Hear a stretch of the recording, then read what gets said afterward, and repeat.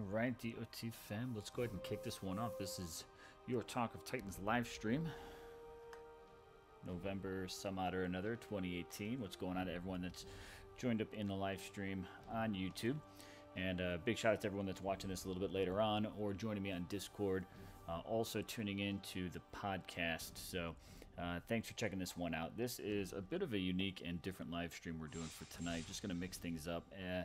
Kind of following just a flood of comments and things that have been coming in through a number of different chats. I decided, you know what, let's go ahead and just kind of maybe bring some things up and just talk about it, get some ideas rolling around the community.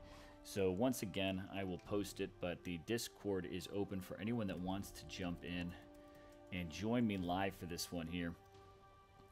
Get a chance to just really kind of see what the community has for ideas around some different concepts for Dawn of Titans. What we might kind of have ideas to make the game, maybe just some improvements or changes, not necessarily good or bad, but just overall, a lot of ideas have just kind of been getting, honestly, just kind of shared, passed around.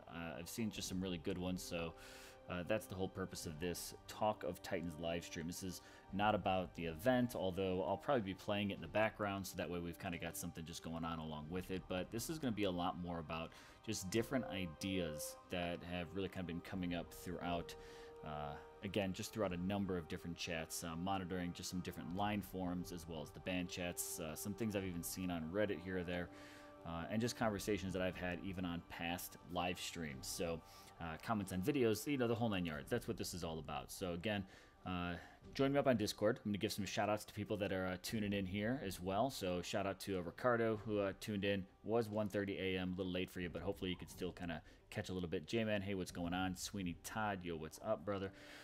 Ken Johnson, can you stay awake? Hopefully you can. Dougie Fresh, also in the house. Sean M as well. Thanks for tuning in. MB, Sean M, Zalan, Unique guys, all again, definitely need to jump up on Discord. Florida Rebel also, feel free to come on, get in here.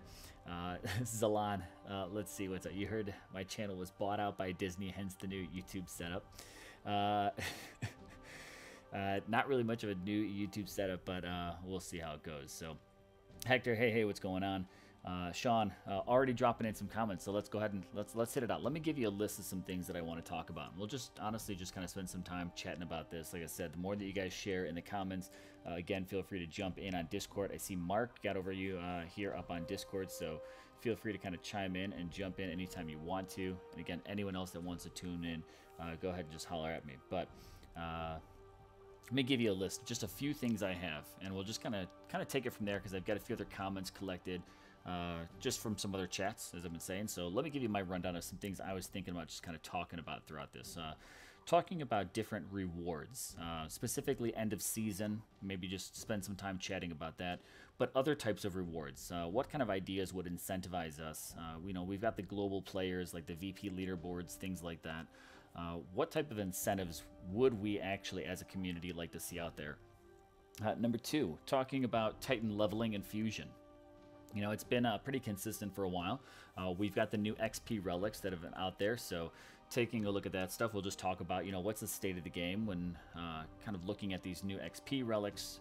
It's also kind of in time because we do have this Volstan event that's bringing, that another kind of like 50,000 milestones, basically do whatever you want to do type of limit to it. So we'll just talk about what would we like to see, if any changes to Titan leveling, or are we pretty happy with what we have. From there, we'll also talk about Relic Forging. That's been out for a while now. So when we're looking at the Relic state of the game, are we happy with the new changes? Are there any ideas that we would like to see maybe come down the road? Of course, I doubt anything that we would ever discuss here is going to be immediate stuff. But since we know Natural Motion does actually watch, some live streams, maybe we can kind of go ahead and just drop some ideas off for them right here live. Jamie, hey, what's going on? Welcome to the stream. Let's see, what are some other topics we'll talk about here? Battle drops. What does everybody have for ideas around battle drops? This has been a conversation I've had quite a bit lately in some of the line chats of where do different battle drops maybe fit in the game? Are there ways to actually tier them based on the league you're in, or the land you're hitting, or the power you're hitting? So we're talking about just some ideas that we've picked up throughout there. Just again, open convo. Skills are another thing we'll talk about. Skills for relics, skills for titans. What are things that we are happy with, we're not happy with? What are some things we'd actually like to see? And can we as a community maybe come up with any additional, some new ideas of skills that maybe we haven't seen yet? Is there something that you would actually like to see? I saw an idea earlier today, someone just talking about like an elemental type of piercing. Something like that. We can also just discuss on stream here. Buildings. The buildings for your castle, just talking about those. What do we not have that we would want? What do we maybe want more of? How about things like economy relics that go along with buildings? Let's just toss some ideas out around that. Along with those, we'll talk about league structure is another one, right? What do we believe needs to happen to make leagues a little bit more, I don't know, an incentive to climb them, and get people out of the ones they don't need to be in. And let's see. Other just general stuff, weekly event preferences, are there too much, too little? Are there things going on too often? Or do we feel pretty good about what we have? What are some events that we haven't seen in a while that we want to see come back? Or what would be some new event styles you all would be interested in? And also just some ideas. A lot of people talk about in the chats that I follow of, sometimes they feel like they're actually almost encouraged not to spend. And they really have no problem spending when things are interesting for them. So let's just talk about some general incentives that would make you want to play more, whether it be more consistently, more periods of time when you do log in versus logging in, logging out, or possibly even consider spending more or regularly. What would be some things you'd be interested in? Such ideas like subscription packages, these monthly types of things. So with that, those are just some ideas we're just going to kind of toss out there. Like I said, jump in. I'm going to post this one more time up on, oh no, not that one. I'm going to do Discord. So anyone can just kind of jump in if they want to, but I'm going to go through a few comments and we'll just kind of brainstorm these out. Just kind of keeping up with some stuff. I'm going to try to keep up with every comment that possibly comes in here. So let's see. Sean M, kicking it off, says we need more elemental aspects. I've been saying that since the first dev stream I saw last year. Hector then bounces it off. I don't think the game is ready for new elemental aspects. Again, probably talking actual like the races, going for poison, lightning, stuff like that. Do we want to see more elements introduced in the game? And let's go ahead and just bring that up as the actual first topic. All right, let's kick things off. Elements. How do we feel about the current state of the game with elements? Do we have enough? Do we want to see more? If we want to see more, what do we feel like we actually might be missing? What would be an element that you'd want to see introduced? How would it roll out? What would the troop look like? There's one, I've kind of been trying to get out there for a while. I've been dropping the idea of smoke for a while, right? Can we introduce smokes? Oh, Mark there. Yo, I can hear you now. What's up, Mark? Hey. Smoke is interesting, I guess, from a lost, perhaps. No, I've got you. So...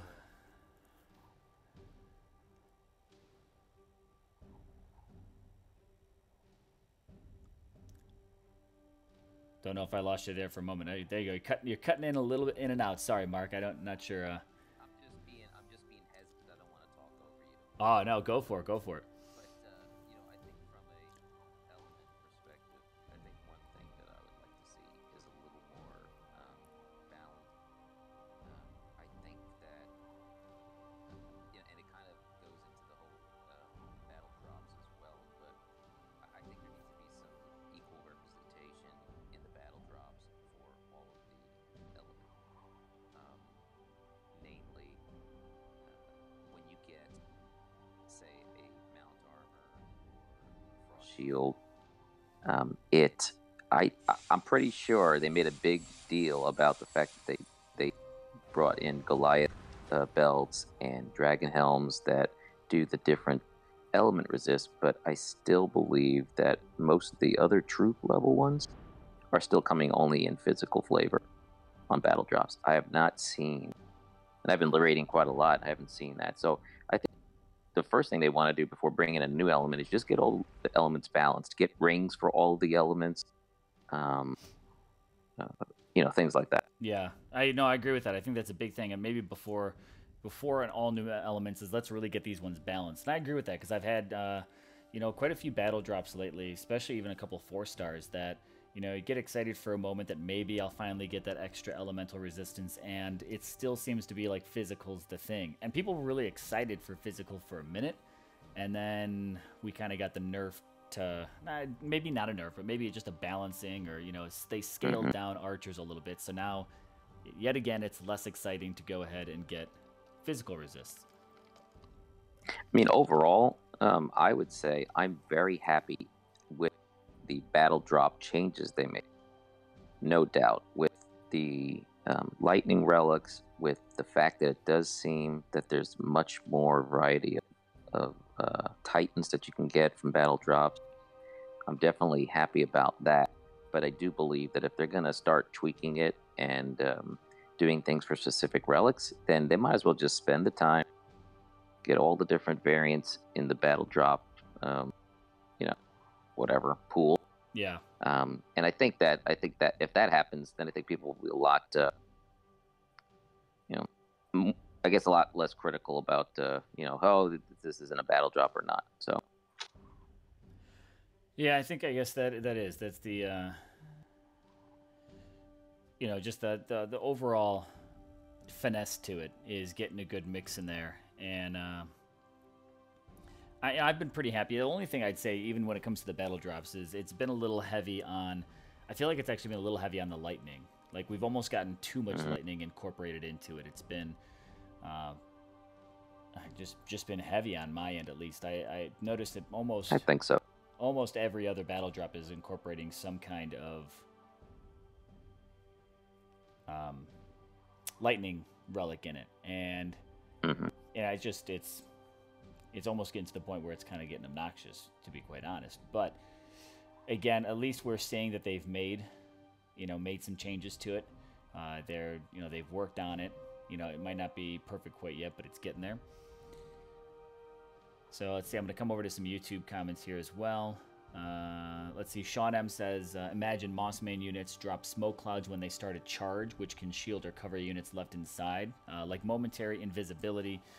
Sean M, that's exactly what I've kind of been going for with the idea of smoke, is even if we just maybe see a new spell or a troop that kind of comes with this stealth option, essentially is, what I'd really kind of be looking at for is being able to drop it on troops as they're going, heading in, and now the ranged troops can't find them. Almost like we see, because we see this kind of invisibility happen with trees. When you move troops into the trees, now all of a sudden they can't find it. It's a big thing. People are using that strategy quite heavily with the Storm Maidens. But imagine if you had these spells that you could actually just drop out on the battlefield, and now you kind of got them covered. So, think how easy that would take to. Think how easy that would be to implement, being that they already have really the animation for the smoke, for the poison cloud. Yeah. I mean, really, all they have to do is really change the color of the cloud to brown and change the effect that it would mask you from sight. Well, yeah, So, and then the spell can follow the standard notion of what the other ones do is, as you upgrade it, you can increase the duration of it, you can increase the size, so maybe at first when you get it, it's only good on single troops, like a Storm Maiden or like a Panther or things that are grouped together like that. But as it gets larger, it can cover multiple troops, and then it can cover more battalions, so it can cover more archers or cover more spearmen, things like that. Be a bit different, but some ideas around elements. And I guess this would be the other question, and I'll pose it and then we'll kind of come back to it, is, what would be some ideas around other new elements? Like, what would we want to see? I know some people were kind of, maybe hoping for water when we saw Poseidon come around, but he did fall into the ice category. So take a moment, and we're going to, kind of circle around to another one. We'll just kind of go back and forth on these for a little bit. But what would be another element that we would possibly want to see introduced in the game, and how would it work, right? What would be the ideas of how it works on a troop or on a new spell or anything like that? I know Earth is another one, so I'd love to see some comments posted in the chat for you know, Earth spell. What would an Earth spell look like to you guys in the community? What would be something you're interested in seeing? So with that, I'm gonna bounce around a little bit. I'm gonna just kind of re-widen between these comments and things like that. Let's see. Actually, too many things need refined first. Plus, we can't handle new relics for new elements. Also, a very true point, Hector. The more that we bring in, you know, the more relics we have to see with it. And, you know, we know we're in that situation with 500 being a pretty tough cap at what players need for it. I'm gonna go ahead and actually finally hit this raid button on this guy here. We're gonna see what this Calvarax and some Skellies can do with this Jotun for a moment. But as I slowly work through this raid, finally hitting these buttons, let's take a look here. Florida Rebel, here's another idea, right? Global VP board absolutely needs rewards, right? So let's switch and maybe talk about rewards for a little bit. I think everybody's pretty much under agreement that season rewards for sure need to be reworked, right? Absolutely. And, you know, the big question is, what is, if we can't actually change, you know, let's not go about the idea of changing the way that, you know, we've got teams, or even changing what leagues actually are right now. If we had to just work with the structure of what the game currently is, what would a new reward system or new reward structure actually look like? What do we want to see in those top winning alliances? And, yeah, we could start at the top, start at the bottom, either way. Go for it, Mark. Yeah, I've kind of been thinking about this, and I've kind of talked to Vintage, sent them messages on this, but, you know, let's look at what works. Okay, what is one thing that in the app everyone wants to get and will do whatever they can to get? Divine gems, right? So why are divine gems? Now, I'm not saying make divine gems part of the season reward. What I'm saying is, let's use the idea here. Divine gems are something that are limited ways of getting it. You have to get them via events. Okay, there's no other way of getting it. You can't buy divine gems. You can't do anything like that. Yep. So what if season rewards were the only method of getting a specialized currency that could do certain things that people would want? Some ideas that kind of been bounced around. You know, one of the reasons, and this kind of helps with the whole competition balance thing, why people go down into Masters. Yeah. Well, let's say that since they're giving away Titans, they had to figure out a way of making Masters competitive, or people want it to be up there. So they gave the top spot a 4-star. Now, a top spot gets a 4-star, but a top 3 spots in Legends gets a 4-star, which creates the conundrum, right? People go down to Masters and they can get the same reward, basically, maybe a little less gems, but the same reward that teams in Legends can get. Well, what if you didn't have to give a Titan away? What if you can give a portion of a Titan away?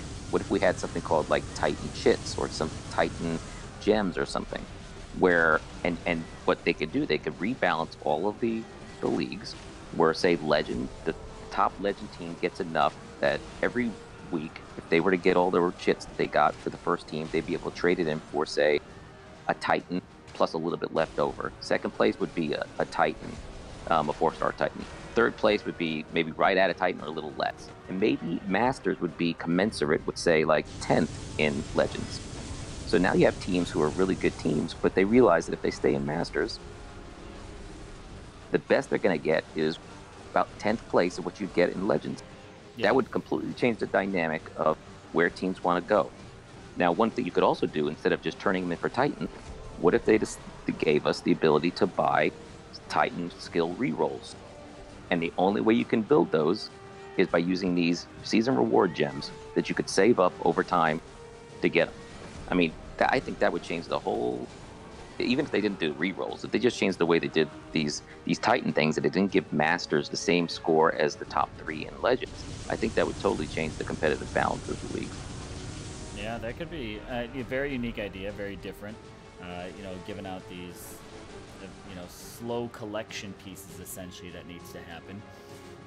And for the lower leagues, and think about this, like, so let's say you're, I mean, I know there's a lot of free-to-play players or younger castle people that they look at it and they honestly, they don't think they're ever going to get the chance to get a 4-star Titan. because every week they're getting either a 2-star and a 3-star, and you can't turn a 3 into a 4 no matter how many levels you build it. Well, what if you just don't get a Titan for 3 or 4 weeks in one of the lower leagues? You save up to get a 4-star Titan. Be a great way for free-to-play and low castle people to finally get 4 stars after some number of weeks play.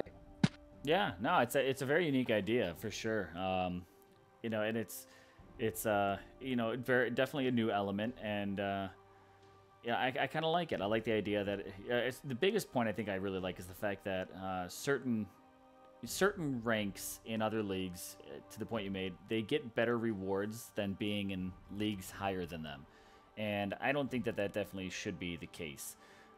So yeah, a few people that are joining in on the comments here on YouTube. I've got Mark here on Discord with me. Shout out real quick here to Jim. Thanks for tuning in. Alex, thanks for jumping on. Tag, thanks for jumping in. We've also got Lieutenant Lou. What's up? TP, hey, what's going on? Everybody, if you're free, you're welcome to join me on Discord and have some conversation just around, honestly, just a number of different things in the game.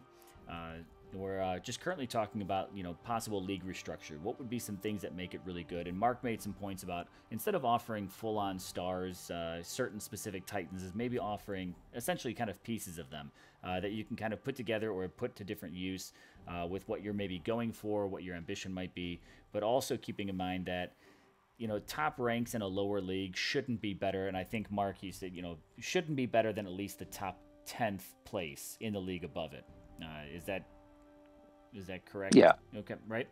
So, and I think that's actually a really kind of strong point. And kind of bringing up, I'm going to bring up this Legends League we're on, is the server we're not on right now. Vintage, yo, what's going on?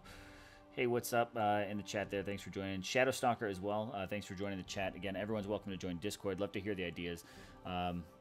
This is where I think a couple other things kind of struggle for me when it comes to these end of season rewards. I like your idea of the divine gems.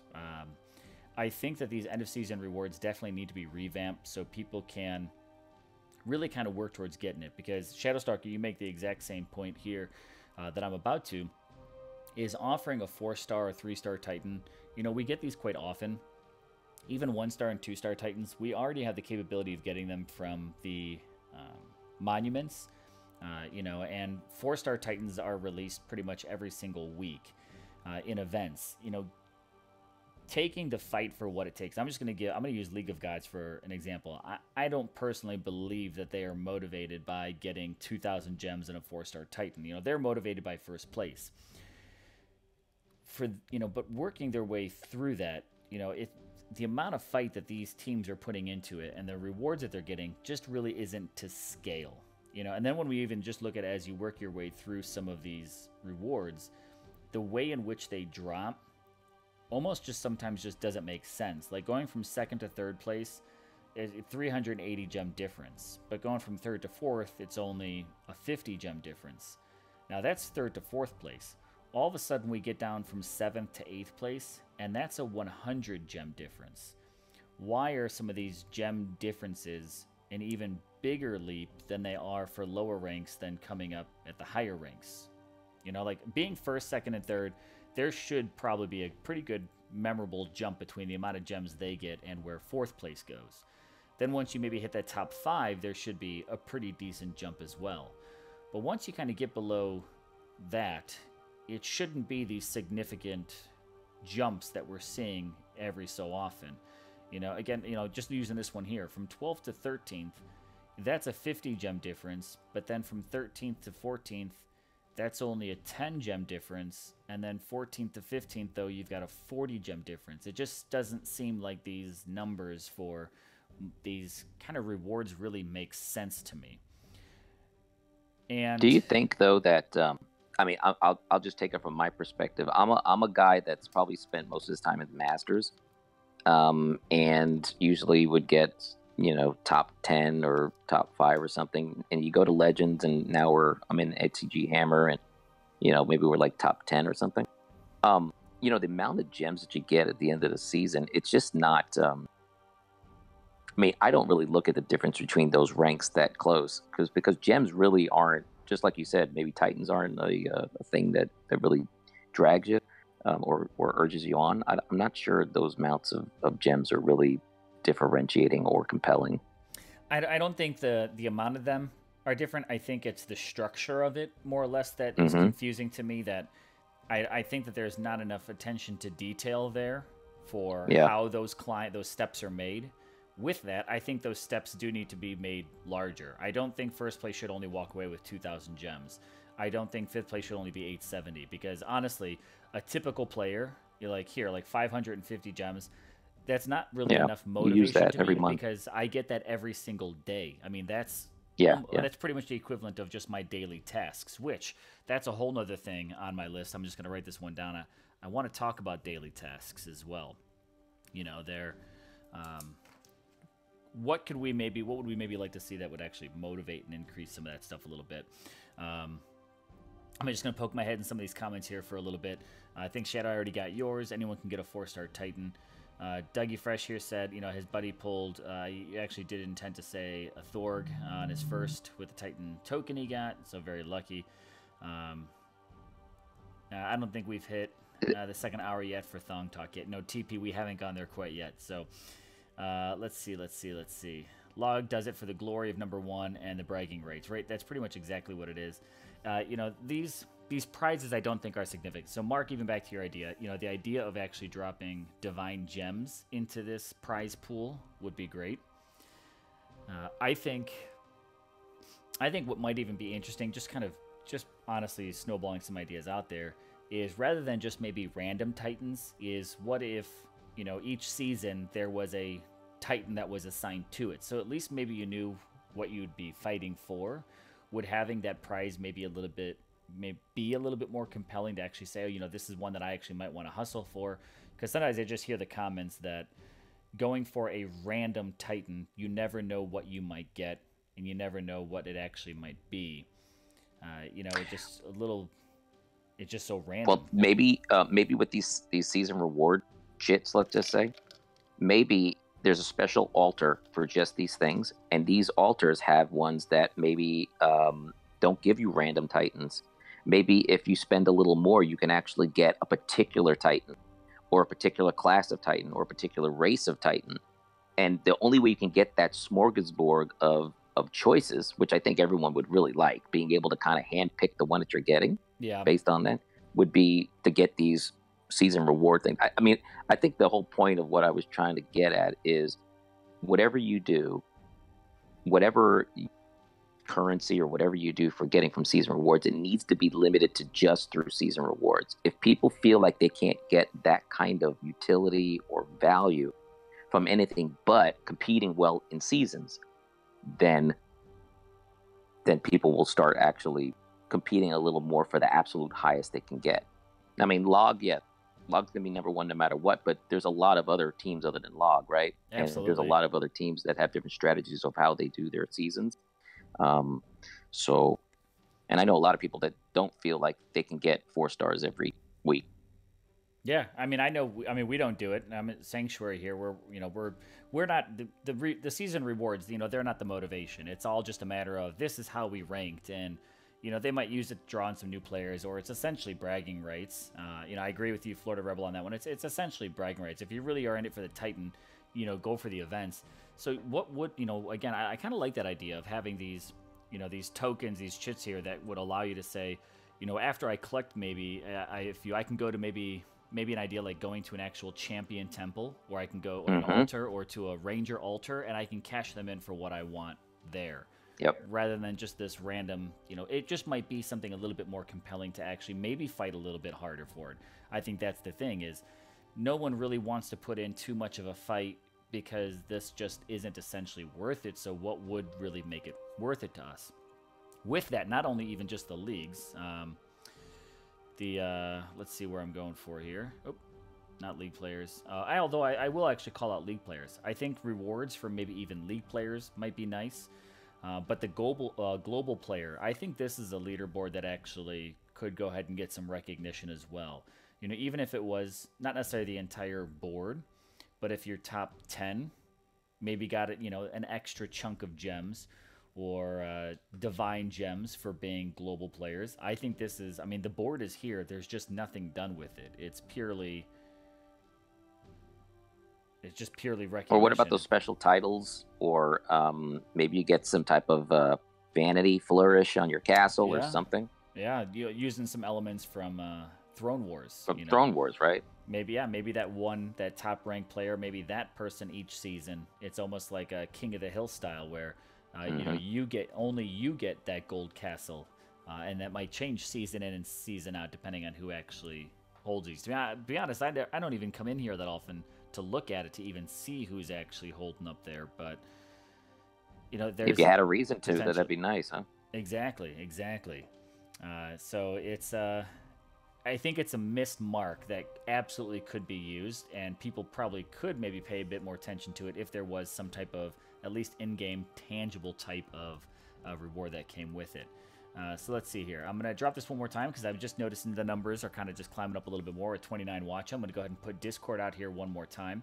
If anyone wants to jump in and toss out their ideas on these conversations, by all means do it. I've got Mark here on Discord with me, and I'm also just going to kind of reading some comments off of things I've collected from some line chats specifically on here, and just kind of going through the list. We're just going to spend some time talking about some things and just kind of find out where the conversation goes, and occasionally I might throw a battle in here or there. So Jim also said it's all a bit of a dog and pony show, right? It really is just a bit more.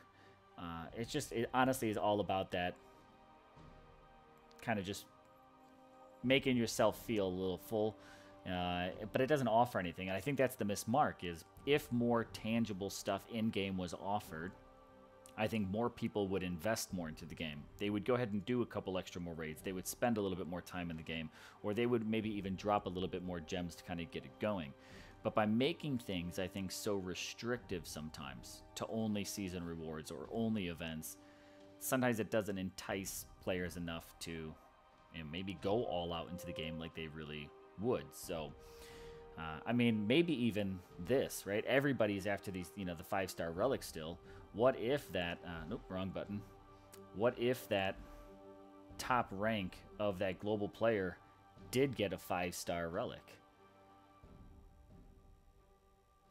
I mean, we've got plenty of rewards in here that we could use. I mean, even if you just used, even an XP relic. I mean, I personally have no problem with a 4-star XP relic. So, like, I'd be okay with some of those things dropped here or there a bit more often, help me level up some Titans. But I was thinking about those XP relics. I mean, I think one thing the developers probably look at whenever people ask to get XP relics and battle drops, I think some people have asked that. I think they look at it and say, well, I mean, honestly, you get Titans, and it's not like you're keeping those 1 stars and 2 stars, and for even 3 stars for that matter. So maybe they feel like they already are dropping XP relics. I mean, they'd probably replace Titans with XP relics if they did put XP relics out. Would you want that? I don't know. I mean, essentially, to certain degrees, XP relics are pretty equivalent to Titans if you just fuse them away. What I like about, maybe it's just even more of a mental thing. What I like about an XP relic is I don't lose any XP when I apply it to a Titan and use it. Whereas if I get a Titan that I don't want and I fuse it away, there's a loss of XP that goes with that. You only keep so much of that Titan when you fuse it into another. Whereas an XP, when it says it's 45,000 XP, you're getting all of that. There's no penalty on it, so to say. So to a degree, there's certain point in times where I would like to get, that a little bit more over the Titan sometimes, depending on what it is. When I'm getting my 13th same 3-star Titan in a season, I don't need it anymore. Give me, and honestly, sometimes just going through that fusion is a bit more difficult. I don't mind using up the relic. I can get rid of it. I think it's that challenge of so many people also hold on to Titans for so long just to make sure that they use them only on fusion events. And then we've got plenty of Titans. I mean, I've got players on my team that are saying that they've got 100 Titans that are going expired because they've rolled over their limit, but they're not going to fuse away 100 Titans on a non-fusion day just so they can collect a couple other Titans from their treasure room, and so things like that just kind of honestly just kind of end up going to waste in the game. and because of that, battle stars become battle drops become a little more useless. Arenas aren't as enticing for people, and we end up with situations like that. So let's see. I'm just going to swipe around here for a minute, but just going to bring up another thing, kind of coming back to a comment I mentioned earlier is I asked some people to think about, an earth spell. I don't know if I noticed any comments in here, but without going too far ahead of myself and completely forgetting that I asked people about it, is, an earth spell is one I've seen brought up quite often as far as just an idea for just a new concept, something new to add in there, and, looking at what would be that next castle level spell. And I've seen people mention things like an earthquake that actually can slow down enemy troops when that spell is applied. I've seen ideas like actually having earth rise up and become a barrier, so it almost acts as those natural barriers that are on the maps that troops have to kind of work around, so it can kind of create some type of that extra little time in between you and troops, or cause them to have to veer off to a different direction. So just circling back on an idea there. Just going to drop that one out there. I didn't notice any comments coming through on YouTube, unless I just might have missed it. But, always just, I think new ideas are helpful. I know a couple people have posted this on here, and I agree with you. There are plenty of things that need to be fixed. We know that there are bugs out there. There's things that are there, but as a community, I don't think there's anything we can really.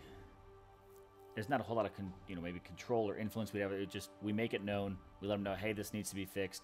In the end, it's up to them to get it done. I'd certainly point out if anyone wants to call it like a top 3 things that need to be fixed in order to kind of make them happy. I'll certainly read it off. We'll get it out there. We'll put it in the stream so anyone that listens absolutely hears it. I don't know if they ever ended up fixing some like that champion stuff where like the champions walk in circles. I know it was a big issue.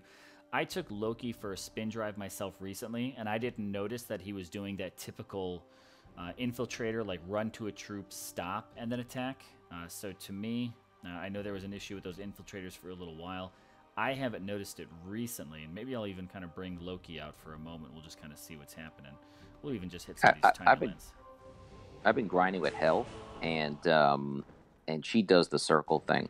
Well, it's like she goes up against like maybe it's a slower moving Titan, and she ends up going in like a circle, like circling the Titan and never striking.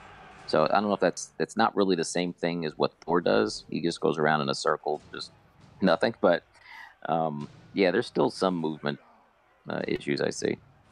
Yeah, it's been a while since I actually took a champion out, and we'll see. I'm just gonna do it with Loki here for a moment and just see, does he actually do the whole? Yeah, see, I guess he hesitates there a little bit. Someone brought up on one of the live streams, or maybe even in the a real easy fix that I think hopefully we get is with the relic storage in the treasury room, being able to see the star level of the thing. Oh yeah, that's huge. I mean, I know that's probably something. That would be great. I saw an idea that someone else posted right along with the treasure room, just switching gears a little bit, is this actually was a comment right in my line chat from Boxer. He said, remove the days limit from the treasure room. Let us keep Titans and relics there and collect it only when we want to fuse or to use it. I know that there's a purpose why they probably have those limits on there, and it's just to make sure that players log in more frequently, that you don't decide to take 2 weeks off and not have something to at least entice you to come back. This case being, don't miss out on your relics, don't miss out on those portal stone drops, whatever it might be, like get into the game.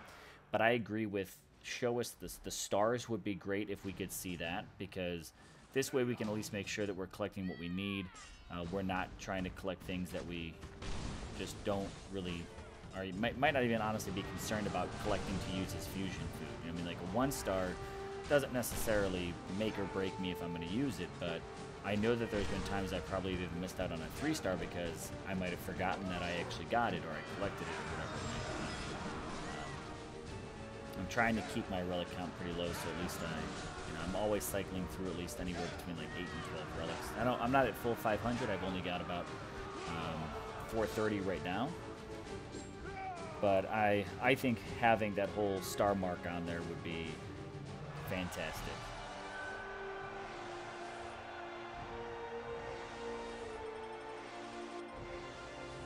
think it'd be a big help. And I'm noticing, of course, I say I haven't noticed it at all, and I take Loki out now, and I am noticing that that stutter step or that hesitation that he has. And I had him out the other day, and he was charging right through into the center of some troops. So interesting. Anthrax Huzzah, what's up? Welcome to the stream. JJ, hey, what's going on? King Josh, Ken Johnson, also in the house. Thanks, guys, for tuning in. Ian Rogerson, also here. So just gonna pull up a few things. Ken said hell was freezing the first week. From what I've seen, many of the faster Titans do it still, JJ says. And Ian says his Sarkon still does the stop, wait, then hit. Yeah, and as I'm definitely noticing it today. So there's, certainly a few fixes that can be done to it. And, I know we hammer on, fixes and things like that all the time. So that's just not where I'm trying to spend too much of my time. This is just a bit more of a, what are some missed opportunities or things that we'd like to see just maybe done a little bit differently. Things that are just extra for the game. What about the 24-hour timer on things like arenas and the monuments? They ought to make it 23 hours and 30 minutes or something. Just so you could, because at 24 hours, basically, no matter what you do, you're going to end up losing a day because you miss a pull or you miss being able to do it. Then you got to do it an hour later. It constantly keeps walking back. If they do it 23 hours and 30 minutes, then you have the possibility of still keeping on your schedule, I guess you want to say. And that's not really giving up too much to the players. Well, I mean, honestly, and personally, I wish it would go back to where it originally was. And that's kind of how it is with the theaters of war, is that everything is independent. When the game first launched, you could hit all of them independently in a single day. And I don't think it's honestly all that bad because as you hit, go from high to low, the rewards definitely drop. Let's just use like the monuments. You get, the level 12s, at the Titans at level 5. When you go to the level 4 arena, I think the highest you can get is like a level, I can't remember if that one's still level 12s, but you can get level 9s at least. 12 and 12. Yes, 12, 12, 9, 3, 1. Yeah. So, it's a progressive drop-off. So it's not like, yet again, it's not like a situation where they're giving away 4-star Titans and, that they want to make or have them be a little bit more exclusive.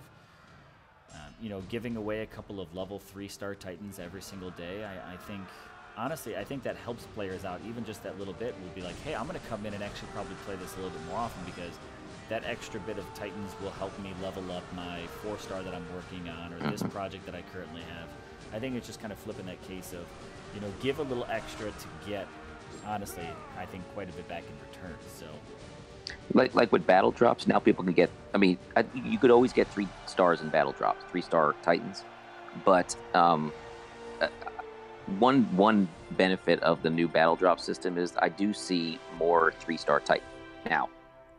Is it really a big difference? Is it I'm getting so much more Titan XP than I did before? No, but it is discernible to your psychology that you're getting 3 stars, and it's probably a very small give up by devs to give us something like that. So,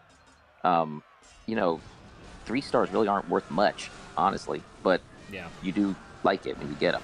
Yeah, I mean, it's great food. I mean, I'm even happy when I get a 2-star because I'm just like, hey, at least that's just a little better food than just my 1-star. So, I'm all for it. And let's talk about battle drops for a minute, but I'm going to come back and just hit a few comments here. Sean said you definitely like the idea better of the natural walls from the Earth spell, so thanks for dropping in that comment there, Sean. Shadowstalker, one thing I would pay for without doubt is some kind of membership that increases Titan XP per battle. Leveling Titans is too slow for my taste. Actually, it is painfully slow. So I think that's an idea. We'll come back to that concept in just a moment. But that idea of a membership package, again, I'm just going to write it down so I actually kind of remember this. But the idea of a membership package, I've seen it come up quite often. What would we want to see from that? I like this idea that, maybe actually even having this membership, this monthly subscription, that you actually get more XP per battle. This idea that Shadowstalker dropped here. So I'm going to throw that out there. Ask you guys to think about that. Throw some comments down, and I'll come back to it, and we'll talk about that in a moment. But let's come over to battle drops for a moment.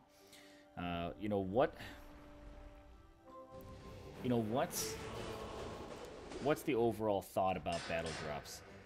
Is a couple things that I've actually got when it comes to comments on battle drops, both my own and ones that I've seen a few other things come through, is, you know, a lot of people just want spells and troops removed from them.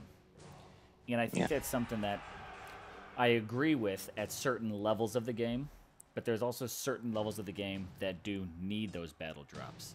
And I think many people can sometimes forget just how great it was to get an Imperial or a Goliath or now even a Storm Maiden before you were ever able to build them. You know, that we've got to remember that there are new players who don't have the ability to build Goliaths right when they start. You know, and they still serve as good meat shields for lower level players.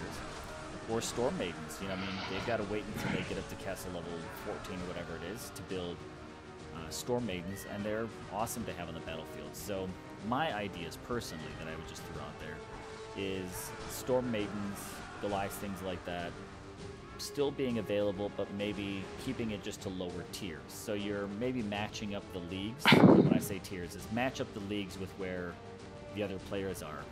Newer players that might need that kind of stuff. The same thing with spell drops.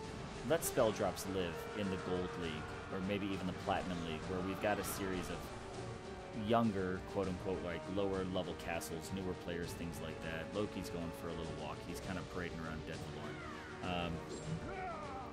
But I don't think that they need to be removed completely.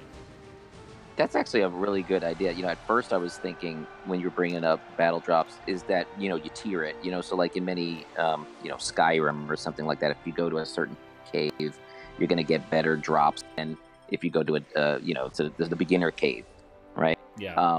And I was thinking maybe you tier that by castle level, but honestly, tiering it by what league you're in is a great idea. I mean, so maybe in Legends, you don't get any troops, and that's one other reason why to push people up, especially with now Relic forging. If your Relic drops or your drops are better in a higher league, it's going to keep pushing people up. The competition is just going to get much better because more people will be wanting to get up there. Well, and I think that's a big thing, is talking about the whole league structure is, you know, there are people that will hang out in different leagues because, you know, maybe, I think there's just some kind of a stigma with being in Legends. I actually love being up here. I think the battle drops are fantastic. It's actually really not a difficult league to live in whatsoever. And I've gotten more done production-wise my past couple of weeks or month or whatever I've been up back up here in Legends than I have in quite some time. But I think that exact idea, Mark, is that if, you know, like here, I mean, honestly, in Legends League, a 1-star Relic isn't great. I would be okay with 2 stars, but maybe make them, you know, maybe more 2-star portal stones, or I don't know, just something that actually would make me want to say, okay, I'm going to go ahead and head up in the leagues.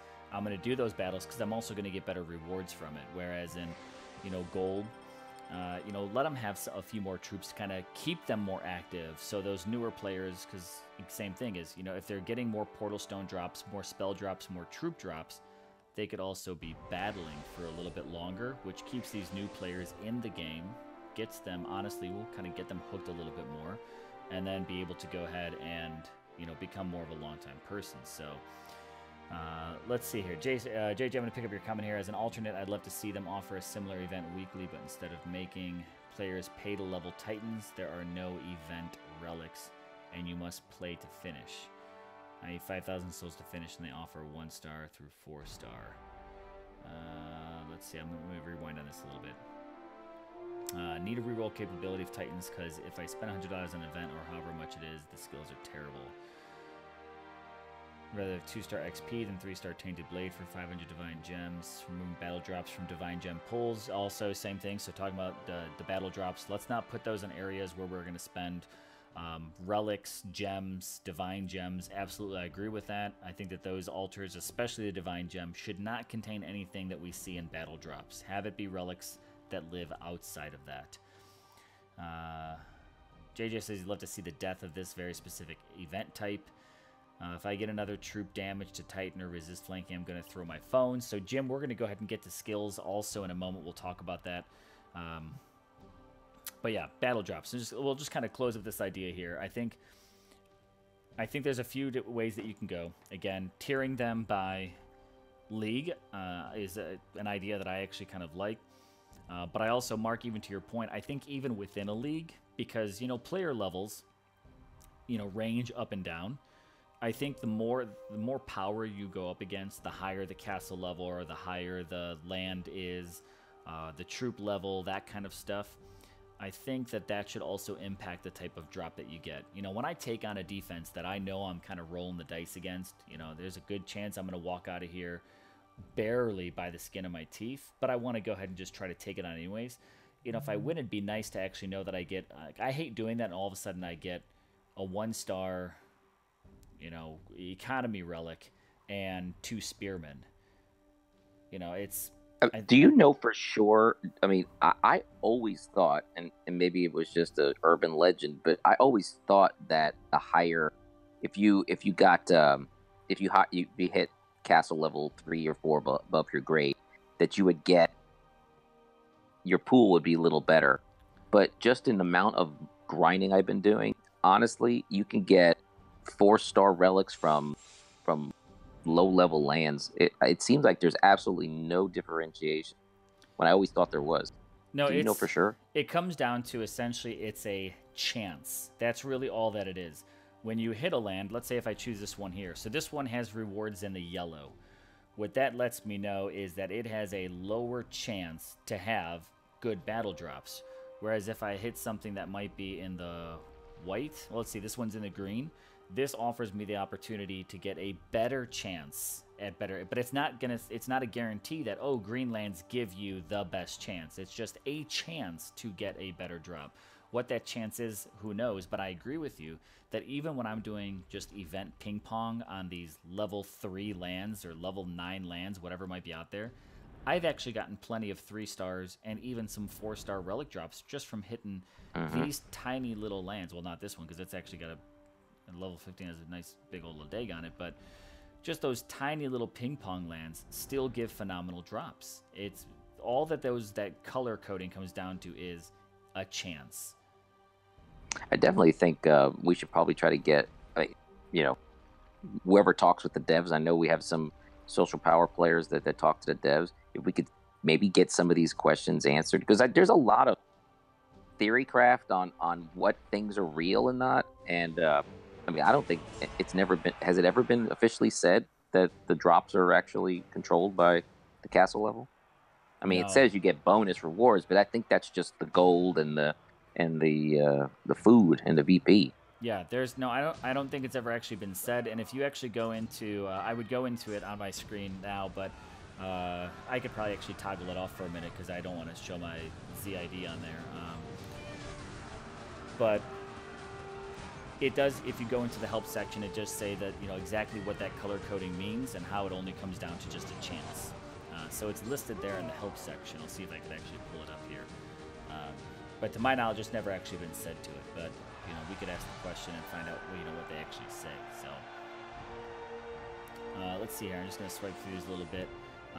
Trying to just catch up. These comments are actually coming through pretty quick, so I'm just trying to keep up here. Legends is sweet. I've been digging it for sure. I can definitely say some of my friends and NT Guardians around Castle 14 do enjoy getting certain spells and troops dropped. Again, and that castle level, and maybe that's the point, is maybe when you do raid, maybe it's based off of your castle level. And that could also be an incentive to increase your castle level. That if you're between castle, let's just use, Sean, this number you put on there, you're in between castles 10 and 14, that maybe that dictates the type of drops that you might get. You still have a chance to get others, but you're going to find maybe a heavier amount of a certain, maybe it's troops, maybe it's spells, maybe it's 2-star relics. Like, that is your higher percentage of that pool. In order to get out of that pool, then you have to upgrade to the next, keep moving your castle up, get into the next bracket. So, yet again, maybe it encourages more people to keep working at the upgrades. And what might be going on there. There we go, froze up for just a moment. So, there's a couple different ways maybe they can spin the drops. So the big question is, what do you think might be the best one? Is it going to be tier it based off of the league? Is it going to be tier it based off of maybe who you're attacking? Or tier it maybe off of who you are in your attacking, and your structure capability? Is it built off of this bracket of where you live? And if you want to get to the next better bracket of battle drops, then you've got to make sure that you hit that castle level 15 to get out of the 14 zone, and then hit castle 21 to get out of that 20 zone, and then hit 23 to get out of that next zone. Do we maybe structure a little bit differently like that? I think there's a few ideas, so this would be the big thing, yet again. If you're here on the live stream and you're posting comments in there, they're there. But if you're watching this after the fact too, make sure you actually drop some comments on here so we can go back, we can monitor, collect it. If the devs come in and do watch it, and we do know that they watch the live streams and they watch the DOT content, that they can also see some of these ideas. So for a video like this here, this Talk of Titans, the comment section is going to be really important. Let's use that to its fullest. So. Let's see. JJ says it would be more fair across the board. Everyone could finish. It would cost $5 and a whole lot of grinding, aka playing activity. Let me rewind and see exactly what your comment is off of that one. Oh, it's the 5,000 souls to finish, and they offer 1-star through 4-star. Offer some event weekly, but instead of making players pay to level Titans, there are no event relics. You must play to finish. Okay, yep. Now remove just reduce frequency. Shia says when it comes to the battle drops. Sean says, I like the idea of spell and troop drops being unique to lower leagues, maybe like the bottom 5 or possibly 6. Let's see. Ian says, battle drops for me recently have been terrible. Most troops I don't use get very few relics for forging. Yep. Let's see, I already got that. The league idea makes sense. Cool. All that about reduced rewards for hitting lower lanes is crap. I've gotten 4-star relic drops from level 10 event lines. Anthrax, so again, you're in the same boat that we are in, that we definitely see these types of actually really good battle drops coming from even just those low, even just the ping pong lands that only have your 2 to 4 troops on it, whatever it might be.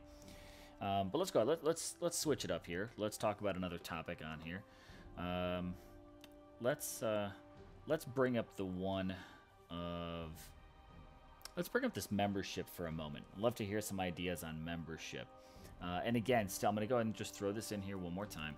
Anyone that wants to jump in and actually share their ideas, jump in on Discord. Feel free to join up with me. Let your voice be heard on some of these ideas. And I'm going to kind of come back through this, but I'm going to let you guys process this for a moment.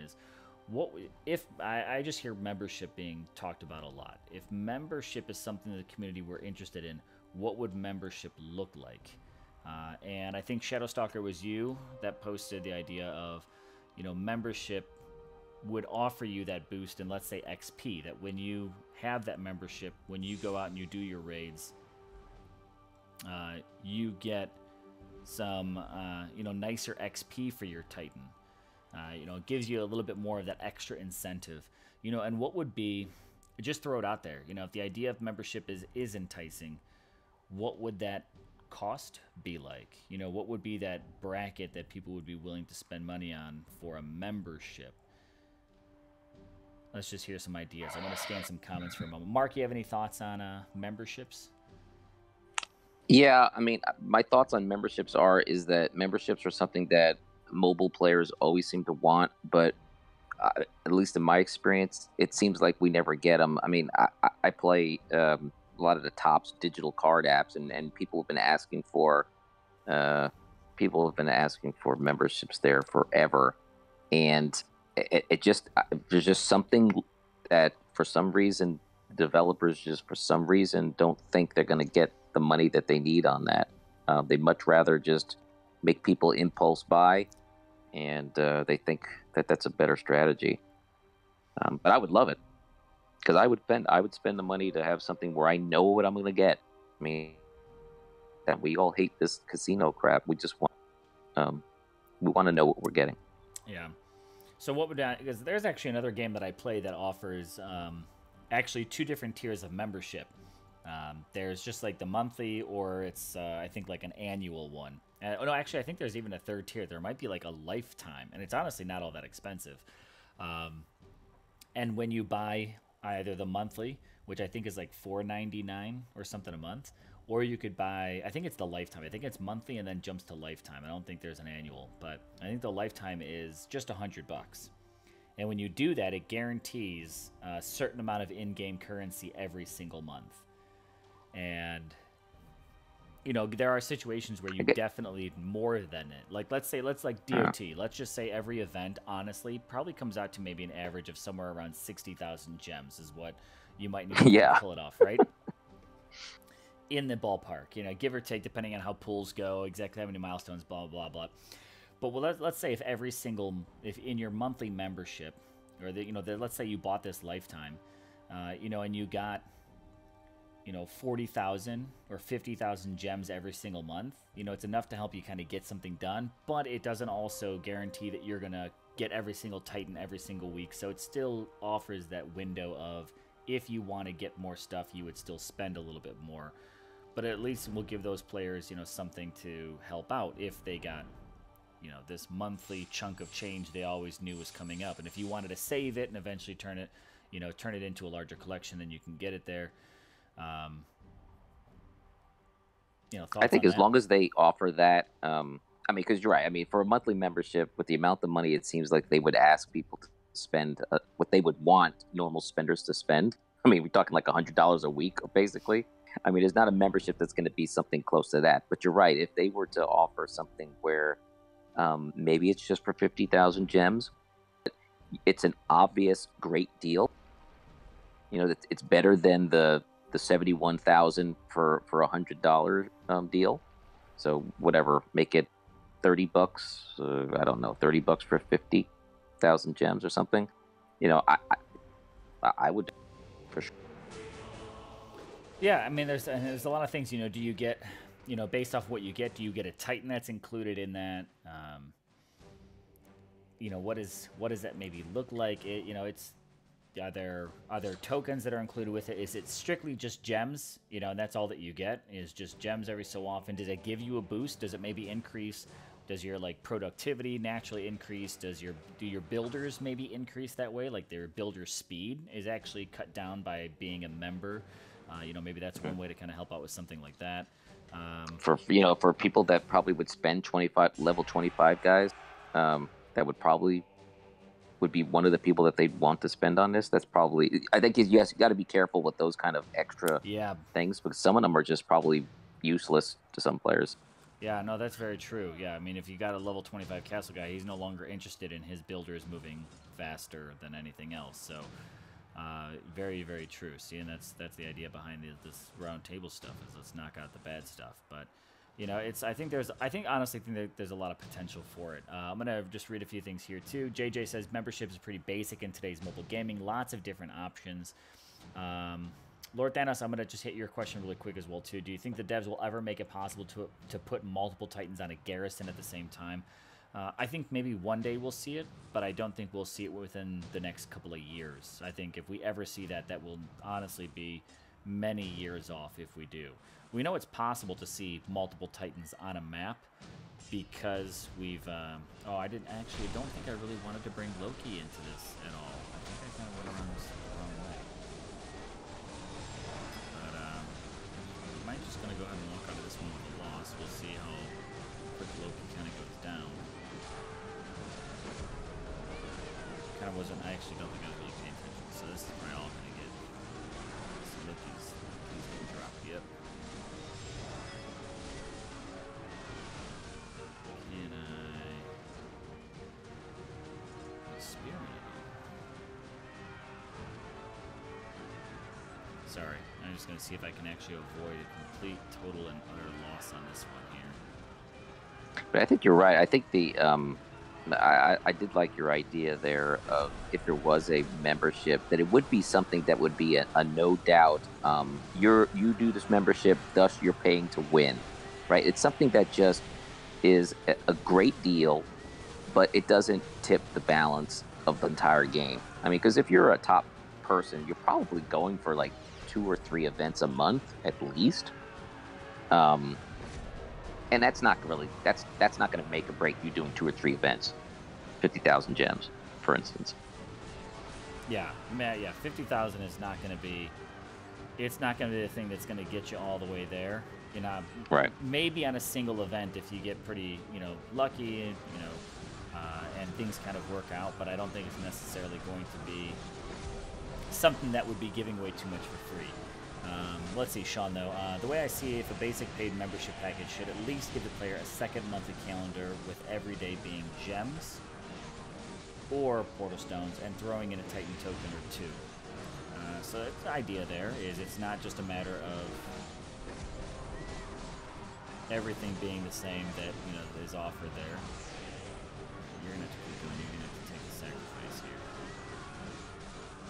So one thing about that fear spell is the moment those Imperials or anyone gets caught up in a fight, they come right through it. Okay, I think we might walk away with this one with a win here. Just a rather slow one. That's all I just wanted to avoid. I actually just hate losing. That's all it comes down to. So yeah, I mean, and also the calendar, that's another thing we can talk about. Calendar, daily rewards, quests, things like that. Players can get 3 Titan tokens a month, including the normal calendar. Cost for DOT, $500 a week. JJ, maybe. I mean, if you want to keep up with absolutely everything and you don't want to miss out on things, I can certainly get up there. And also depends on, I think, on your competitive level. I don't know how much it would cost or how many. Oh, comments are jumping around here. Where'd you go? Sean, I don't know how much it would cost or how many gems, though, nor would I say normal versus epic tokens. And that's their tier 5 package.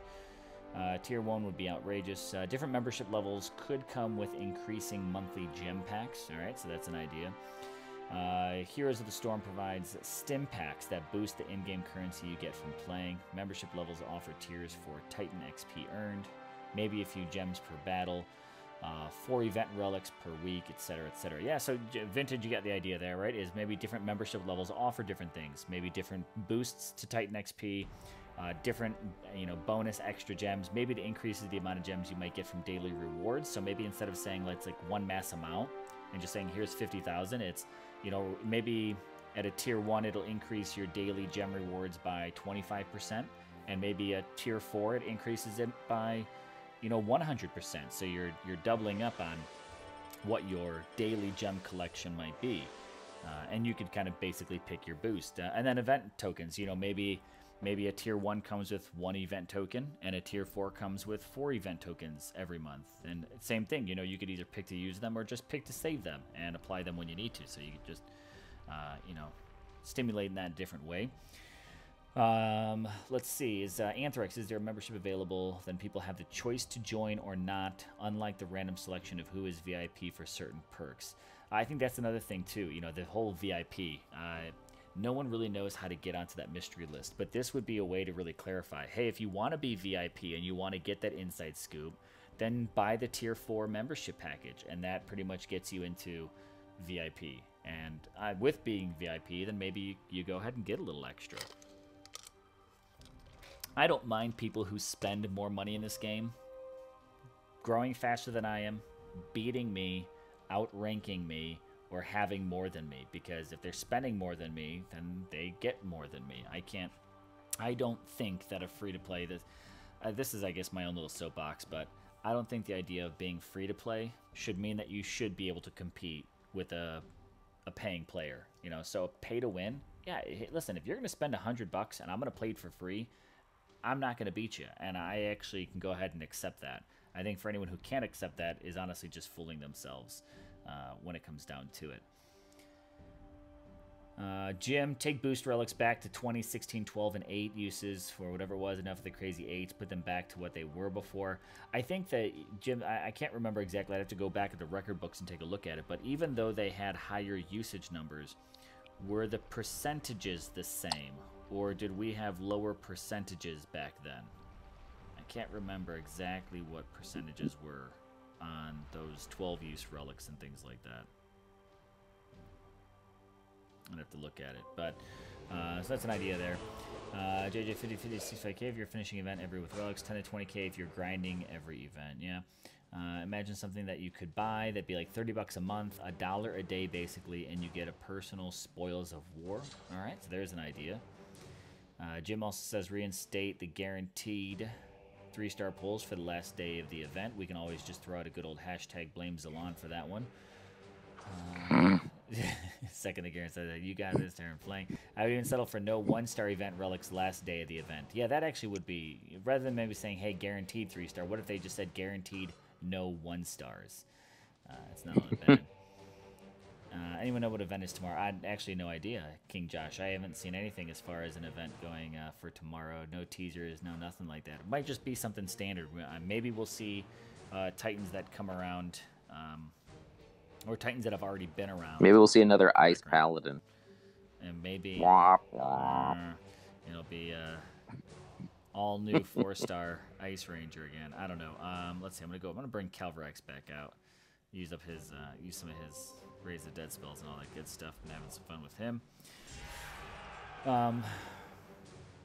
Problem with the 20-use 1-star relics is that you are stuck using them 20 times.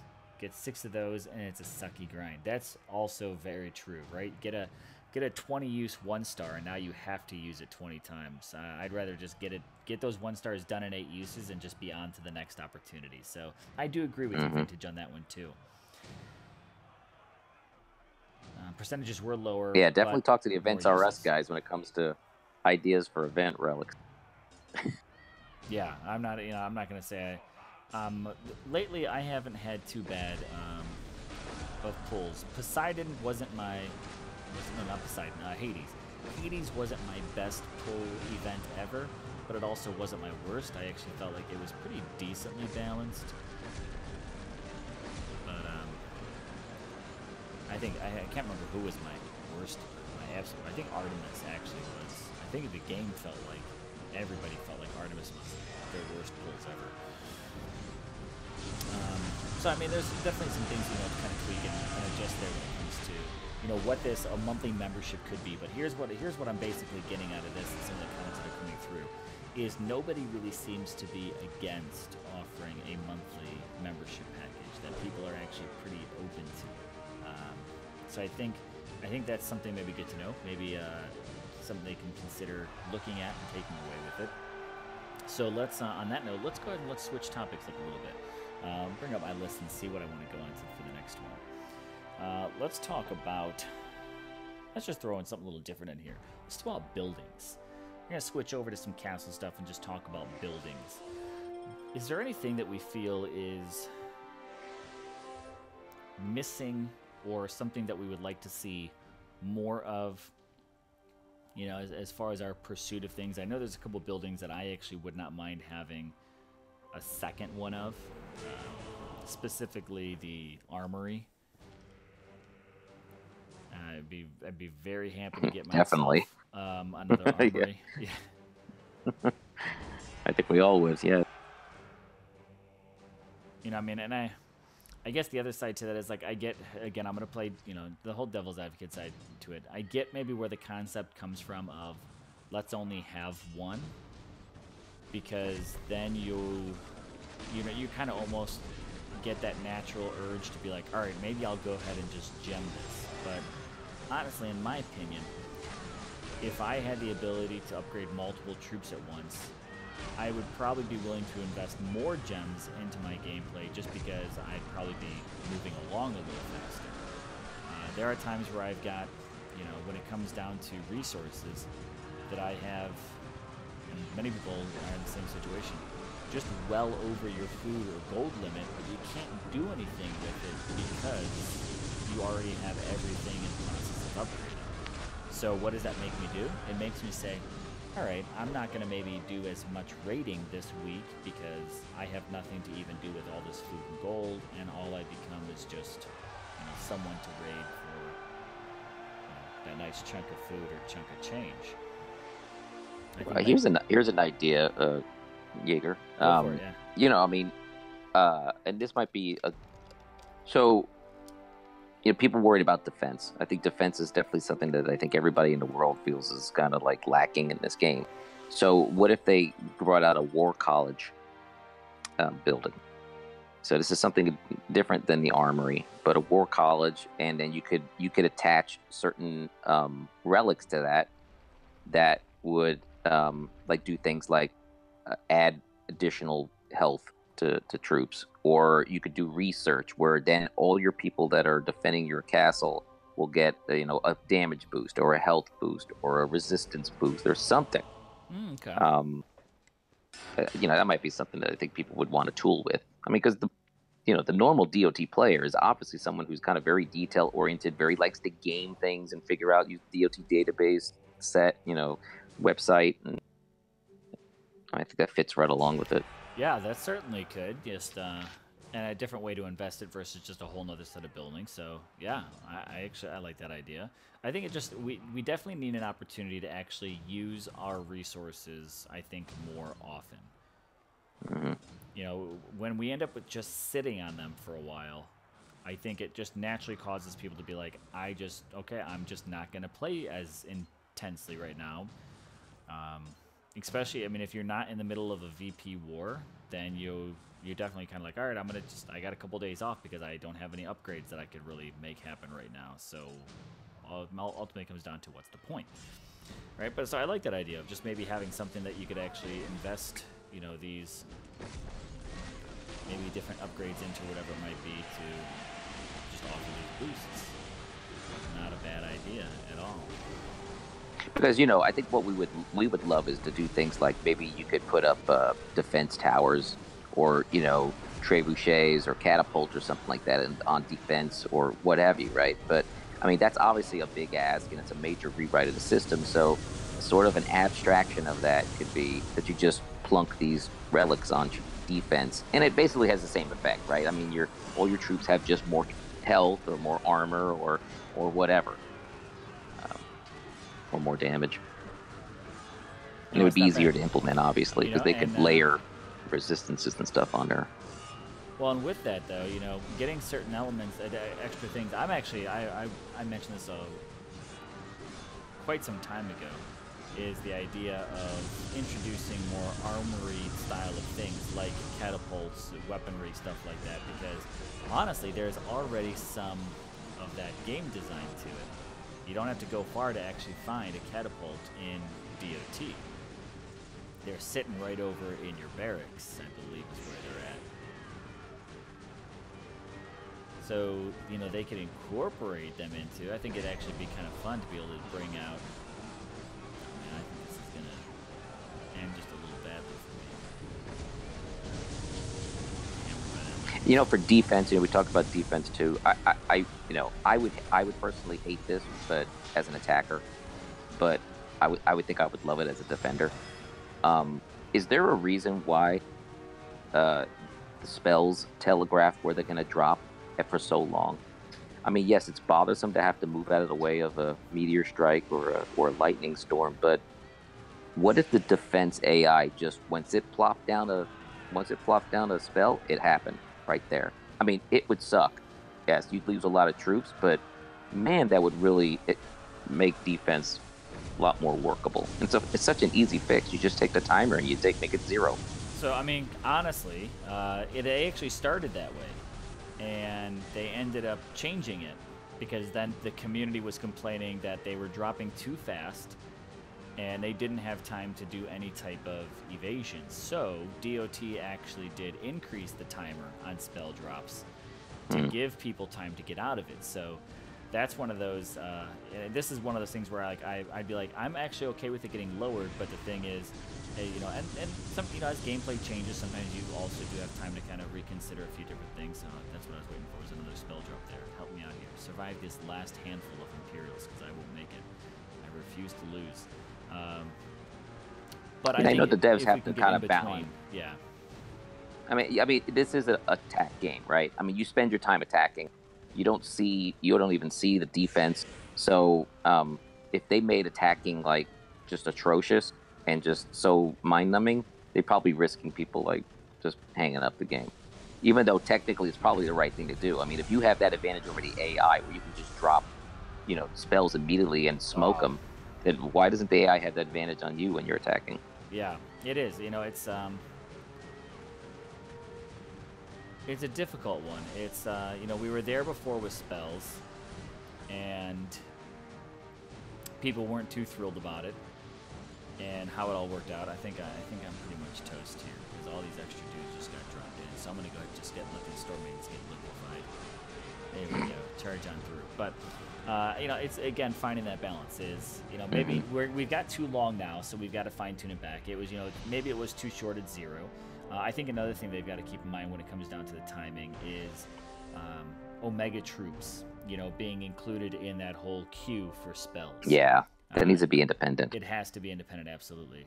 And honestly, it should be like immediate. I mean, if you have Omega's troops on defense, then within like the very first, 30 seconds, it should be in parallel with the spells, and it should drop all of them. Yeah, I would not mind seeing that happen whatsoever. It's I think something certainly can. Can you imagine Calvarax dropping? Could you imagine Calvarax dropping like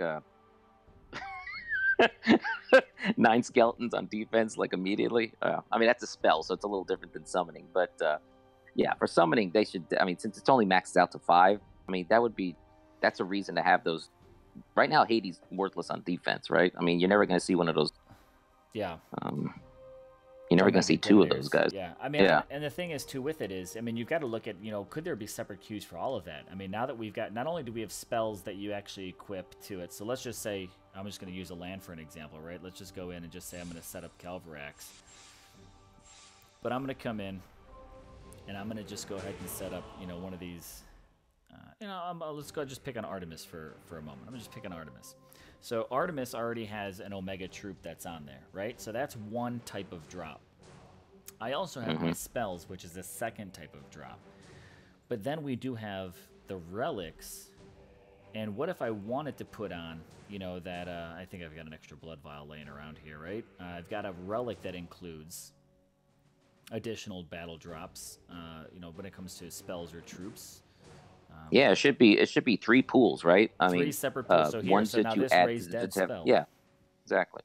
So now I've got 3 different queues that each work off of independent timers. I think that would also make defense quite unique because you've got to worry about spells, and all of a sudden, oh boom, look at there's a skeleton coming at you. Plus, then all of a sudden there's I think that would even make summoning titans kind of viable for defense because now like they bring because summoning titans would be the only ones that would be able to bring in those 3 queues for extra drops during defense. No other titan could. They would be limited to just spells and relics because they don't summon. So I think that would actually be a unique way to make Omega titans viable for defense.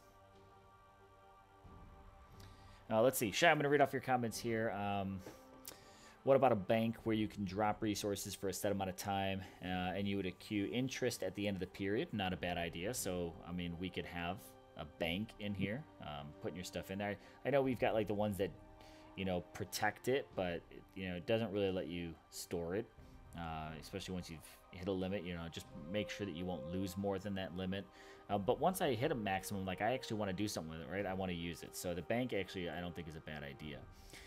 Lord Thanos, what is the goal of garrison raids? Was to get in the castle and kill the king.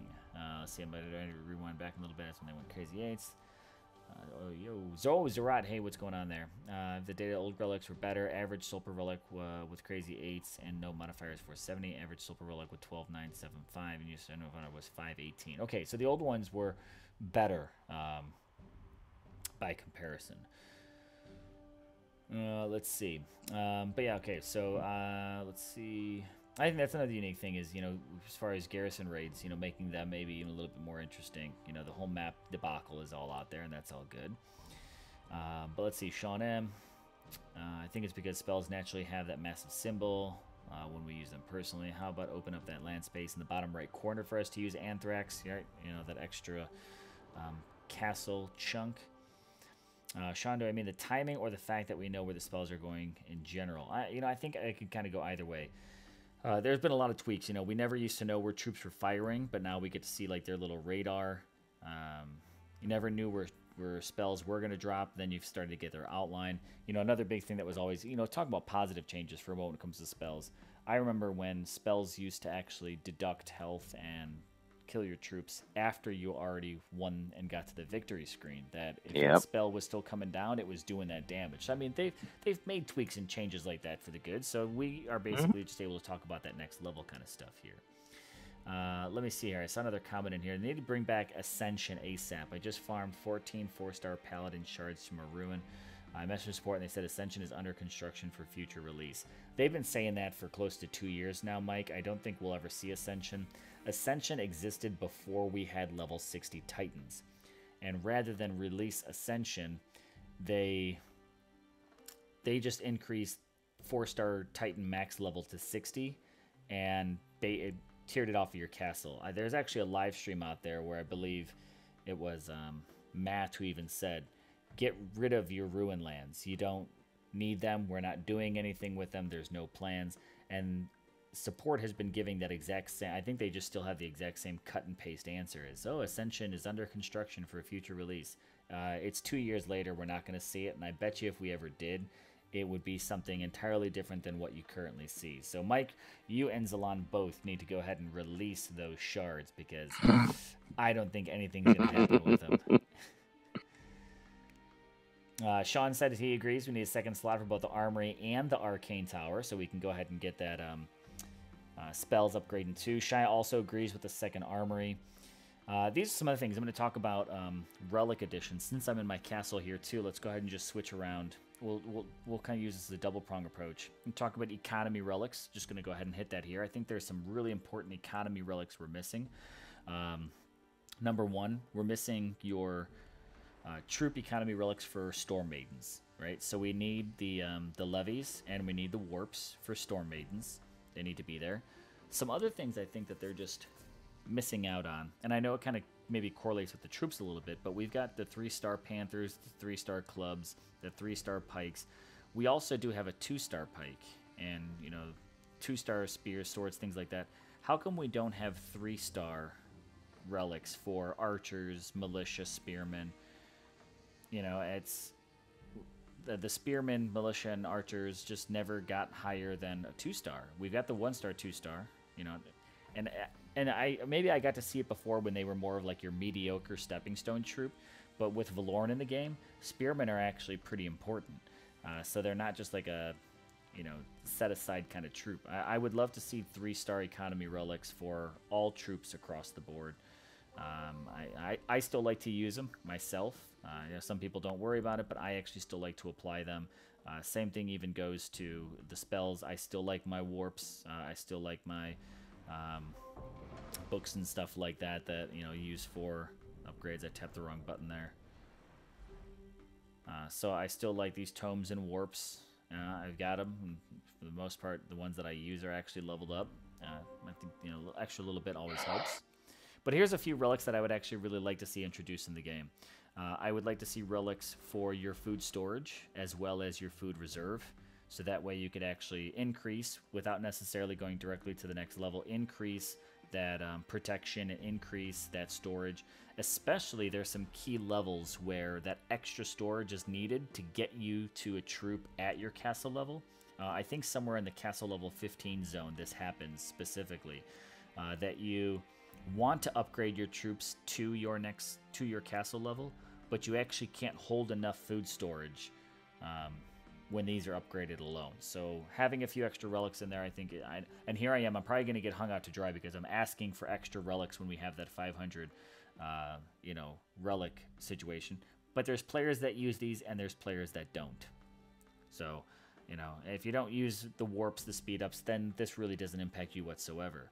For newer players, though, I like to look at what can we do that I can actually help out newer players play a little bit more of a speed up game and get caught up and get more competitive in the game so we can grow that community. I think the same thing goes for builders. I think builders need a relic to actually help them speed production of things along. Again, when you're reaching your max level, you don't need to keep these relics anymore, so you can clear them out and they're out of your inventory. But for a new player, I think there's nothing more enticing to a new player than wanting to reach a more competitive level, and that starts out with a higher castle level.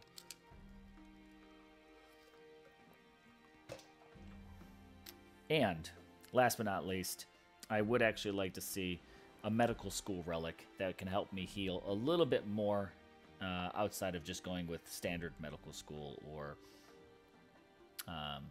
or even a medical school relic that allows me to have some type of a health spell, that can come with and allow me to heal, when that's equipped in some way, shape, or form. I think that's something that could be missing there. But again, I know that's kind of there might be a little 50-50 is the idea of whether or not you use the relics. So JJ, all economy relics max at 10% reduction regardless of the number of stars. Yes, very true. I would like to see them expand on my idea there. I'd like to see them change that up, right? I'd love to even see a 4-star economy relic for troops that allows them to be produced faster, be produced for less, whatever it might be.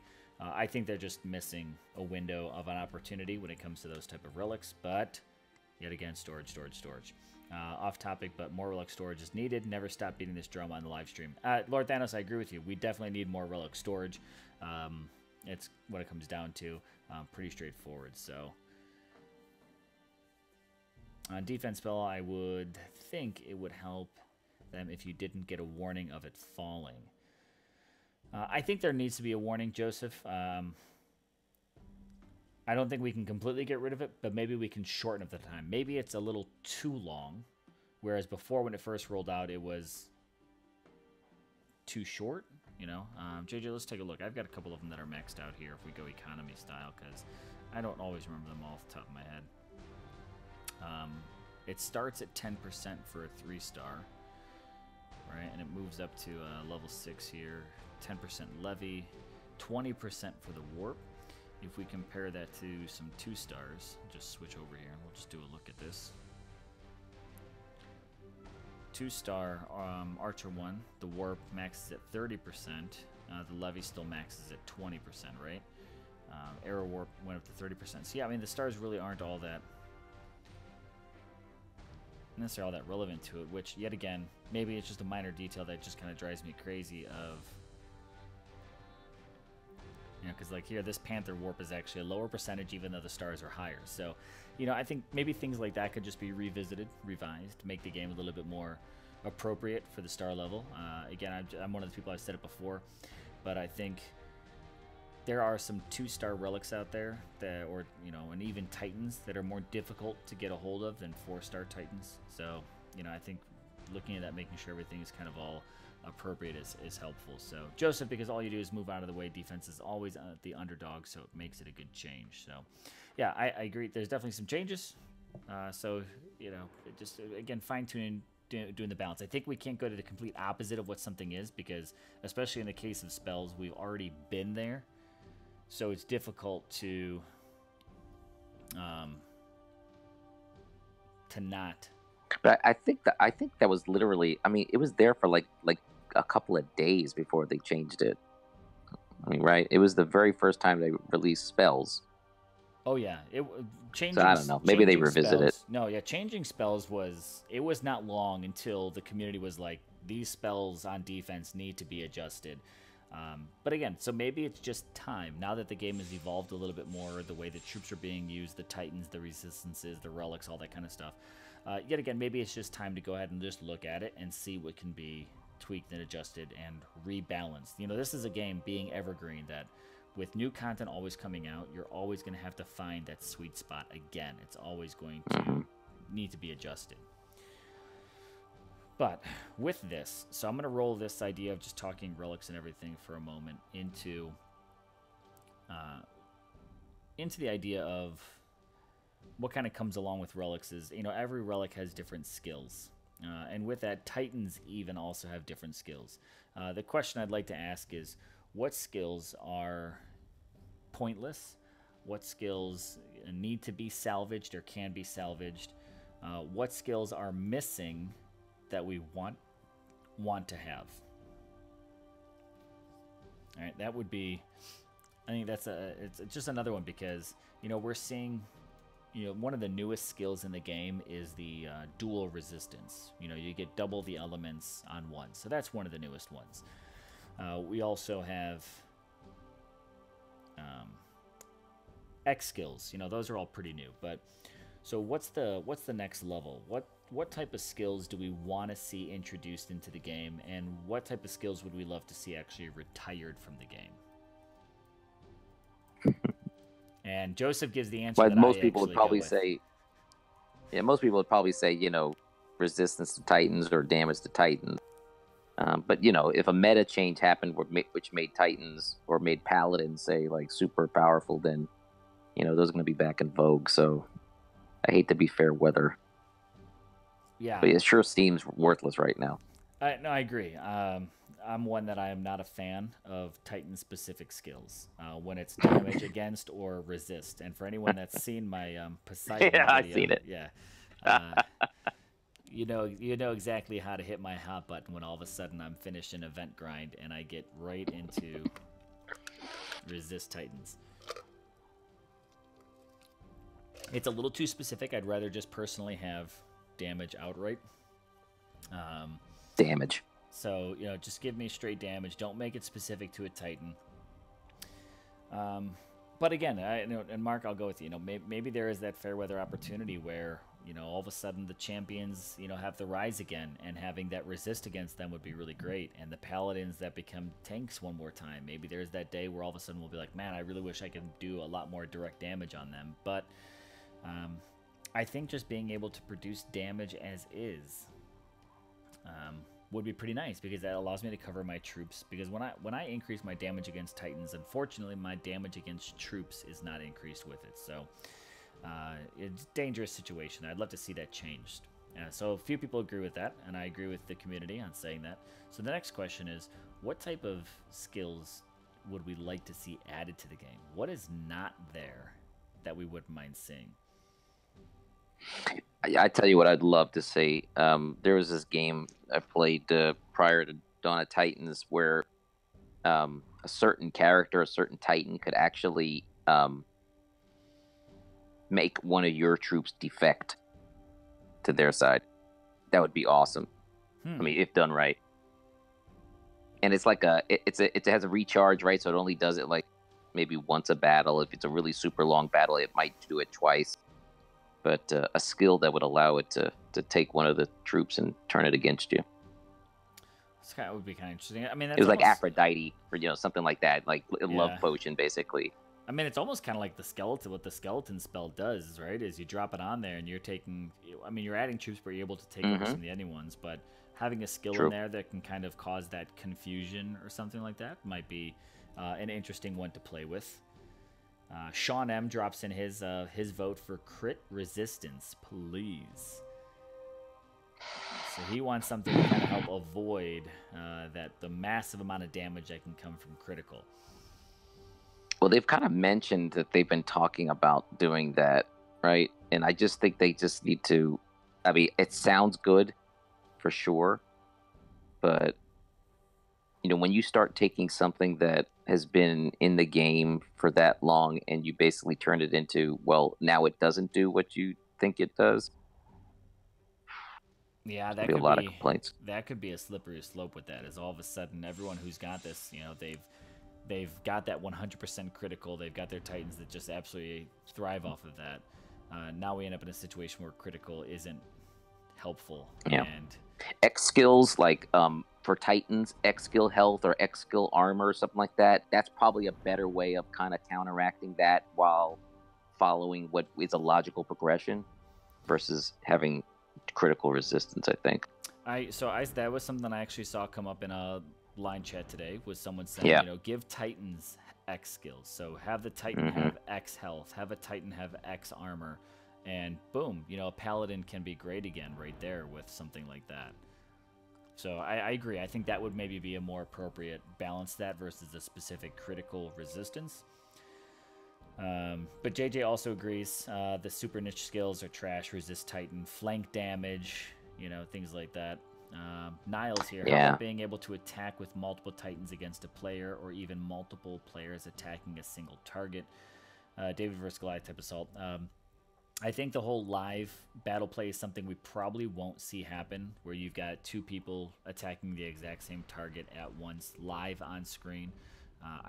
Honestly, I just don't think that their DOT's setup is built to handle it for the moment, but I also agree it's a great idea. I would love to be able to actually go into a battle with a fellow Alliance member. I think that would make part of being an Alliance actually quite fun, is coordinating those types of attacks. What might be like a middle ground that maybe is more doable infrastructure wise is that between two players, they both donate, portal stones to the battle, but one player gives up control to the other player so that the other player actually fights with both sets of troops. Then you don't have to worry about the player-on-player thing, but you do have the whole idea of the coordinated attack. I mean, think of the possibilities. You got one with melee resist, the other one with range resist, or there's all types of neat things you could do. Yeah, it's an interesting concept. It's like a tag team, and you're just basically saying, here's the stuff, go for it. So I'm gonna just hit some of these little ones and just earn a few extra souls in this. Just keep it going while we're playing here. But all Titans need more X skilled, low hanging balls. So yep, I think Titan X skills would be, and like you said, Mark, just more of that logical progression of things. Let's see. I gotta rewind these comments. It's brought in quite a few here. Actually, wish that last relic slot opens. So this one actually came up. Curls was building off of that one here, but who said originally? I just want to go ahead and get out there. Shy here said Titans second relic and skill should open up. So at level 10 and 11, basically bumping everything up. So rather than waiting until a last relic slot or whatever is unlocked at 60, and then all of a sudden you've got the Titan maxed, and not many people, that Titan, they want to start working on a next project and not lose XP. So the community, and I see this amongst a number of people, say that I just let my Titan skills and stuff unlock earlier, so that way I can get that whole 6th skill, 5th slot, all that good stuff. Or if they don't want to do that, then at least let us use level 60 Titans, where the XP that they gain at some maybe discount or something could be given to another Titan. Yeah, so you get like still use it, have the fun of bank. using it, but it's a cost. Right? You don't make as much XP because this person's a level 60 Titan. Yeah, I mean maybe you only get. At least you never feel like you're wasting it. Yeah, something like that. So you've got an XP bank that any XP that doesn't apply to your Titan, maybe 50% of it can go over into this XP bank. So like you said, it's not a complete waste. I'm just kind of humming around here a little bit, but so yeah, I agree, Shy, I agree, and it seems like many people agree with you in the chat here as well, that we don't want that last slot to unlock when the Titan max is out. We definitely want this to be sooner so we can still get more use out of the Titan. So let's see, on the skill, let's keep going in here and see what else we have. I see them offer more resist melee and resist range relics. JJ also agree with that too. If they cap it at 90%. Yes. I mean, I don't think they're not going to bring more out unless they do a cap, because they don't want to create another Shadow Dancer situation. Yeah, and the unfortunate situation is melee and range are, you could end up basically being completely immune. So I agree that those would need a cap to them. Don't let that get out of hand.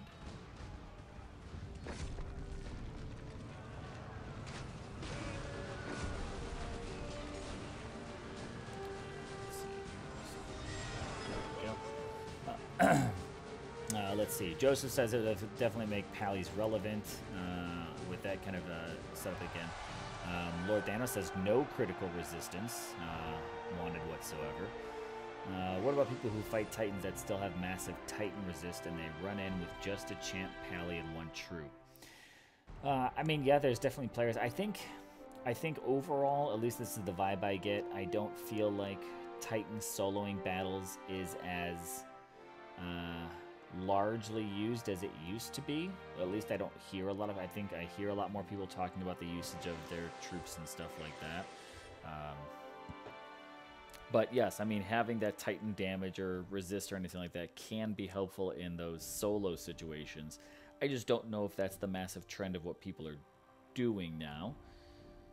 So it'd be, interesting to still find like what's that balance and how does that work out. Sean M, I think X health and armor would be pointless because that won't affect old Titans.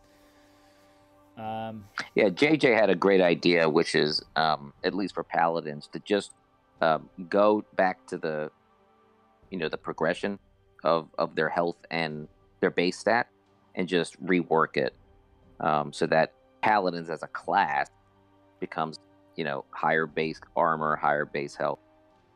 Yeah, doing it that way instead of Even just making a grandfathered. separate skill is kind of just bump them up a bit. Yeah. Troops are OP these days anyways, right? So, having those that higher base resist. I think that's something, I mean, even just talking Titans, troops, I think they can really come back to some of these screens here and looking at, exactly what all of this content really does. What do Rangers naturally get in there? What do Paladins naturally get in there? What do Champions naturally get in there? Et cetera, et cetera. I think that could certainly maybe have a second look brought over it. And that even comes down to the troops, because we all know troops are definitely out of scale here. Let's see if I just come in here again. Where do I want to go? Just go back to my castle. But I think it's like Imperials. Imperials don't have any base stats to them, if I remember. No armor. No armor, right? Although no. I've got my Calrex selected, so it's actually going to show some different things on there. But they, there's not quite a good balance to where those troops are at on, some of their stats that they actually come in with. I think probably this troop craft that they're testing out for Imperials. I mean, the same thing we have. I think Imperials do need some type of base armor. Maybe 40%. I don't know.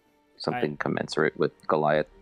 And I think this, we'll bring it up here, right? These Imperials here. This is the same thing we saw happen with the Goliaths. So now Imperials have plus 70% armor. Oh, yeah, well, that's where it was coming from. Not my Calvarex, right? It's in the game now, so I've got 70% armor on those Imperials. So, is this going to be maybe something that we see? Is 70% base for that troop, a little bit too high right away?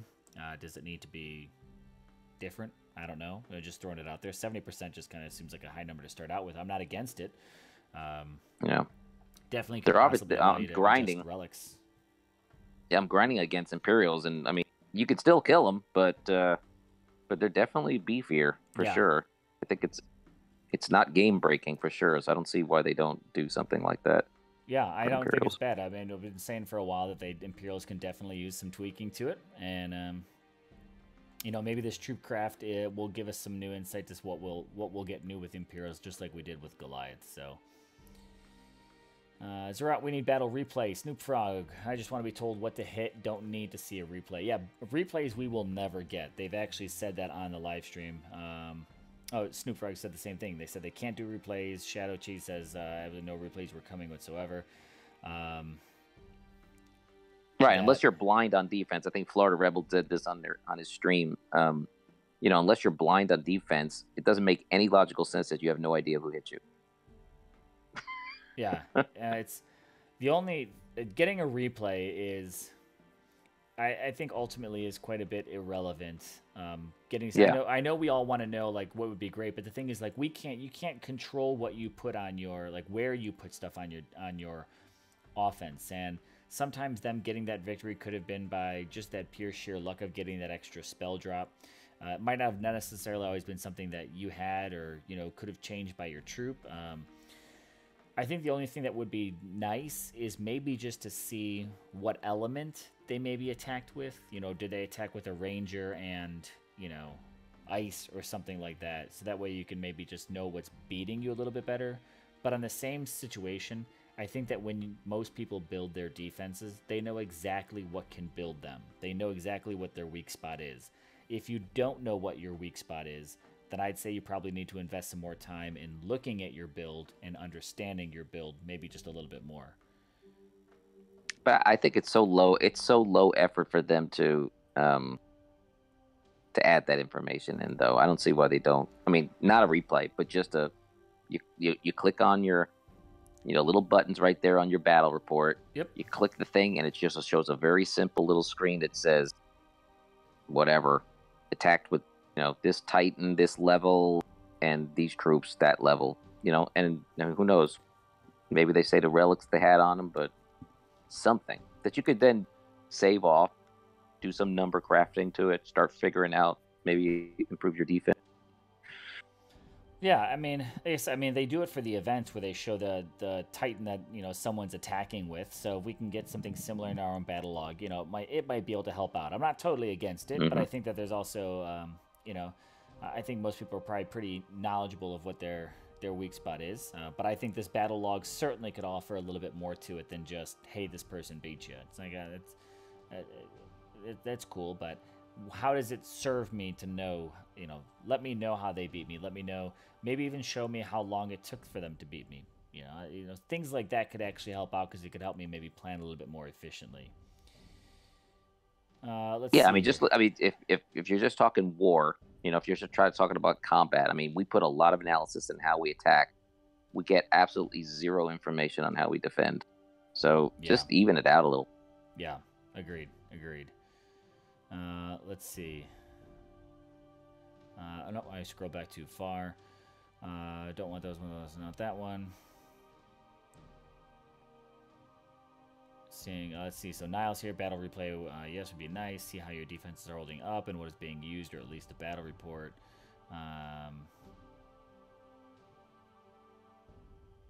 His shadow dancer comment, right? Cap it at 95%. The problem with 100% resistance, all that kind of stuff is, I think, who is it? Curls come in to make it. The 100% range resist kills my range defense. I've got a mix, but easy to kite your Titan on the Grand Archer Storm Maidens while your Rangers troops kill the defense melee troops and then the range troops grins. Throwing out 1 mil damage should not be completely nullified. So that kind of goes back to the point earlier of, some of those, if we're going to see more range resist or melee resist relics and or those skills specifically on Titans, we need to see more caps applied to that. I don't think I don't, and I agree with this of what people are saying. I don't think anything should be completely able to be 100% resist. It just shouldn't happen. There has to be windows of opportunity for it I at think least. armor. I think armor should go also to max out at 90% instead of. I mean, if resistances, elemental resistances can max out at 90, and we all know armor dreaded right now at 8p. Maybe raise the realistic max armor to 90% versus 70. I mean, 70 is nuts. That's pretty low. If elemental all came in at 90%, and then some of your things like range, melee, or armor even hit at like 95%, just like set everything across the bar, those two percentages, I think that would be okay. Right. This way we're not juggling like, is this one 70 or is that one, no, it's actually 75, or this one's a 95, or that one's like, just say, if it's element, it's 90. Any other type of resist is going to be, 95%. Maybe an armor can just fall at one of those two. But yeah, 70% effective armor is a little too low. Let's see here. Go through just a few more of these. Troop info screen does not include info about resist against melee or resist against range. Lord Thanos, that is also very true. Talking specifically about, here when we're looking at that whole raid window. Oh, dang it, I don't have. That's stupid. I guess I could just go to mine, right?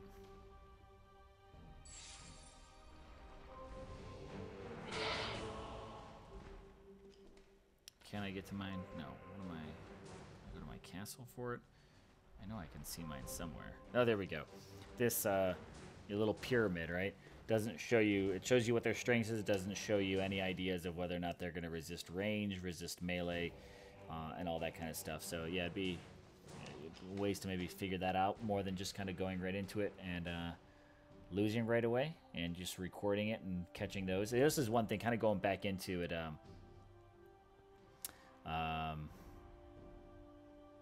The flashes at the beginning of screen, I don't want them to be too slow, but I do find in many cases they're a little too fast, and I actually can't read quick enough, or sometimes my camera is not over the troops in time by the time that some of that information flashes by.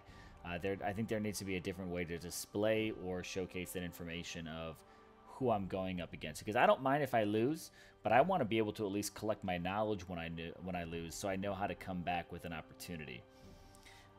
You know, so that's kind of the big challenge there, is just going into the battles. That information, battle-wise, I think needs to be a little bit more readily available.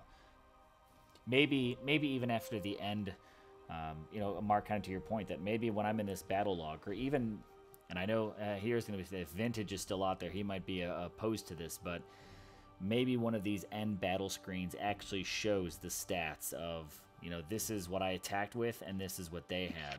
And maybe there's an info button on these these battle logs that I can say, this is what I was defended with, and this is what are you know, this is what they attacked me with. You know, actually just having these nice little stats would just be nice. It's just an extra battle screen, and I wouldn't mind actually seeing that come up after the fact of a battle. You know, especially on a defeat screen. A victory screen, maybe who cares, but on a defeat screen, it'd be nice to be able to get a stats. That would be pretty good.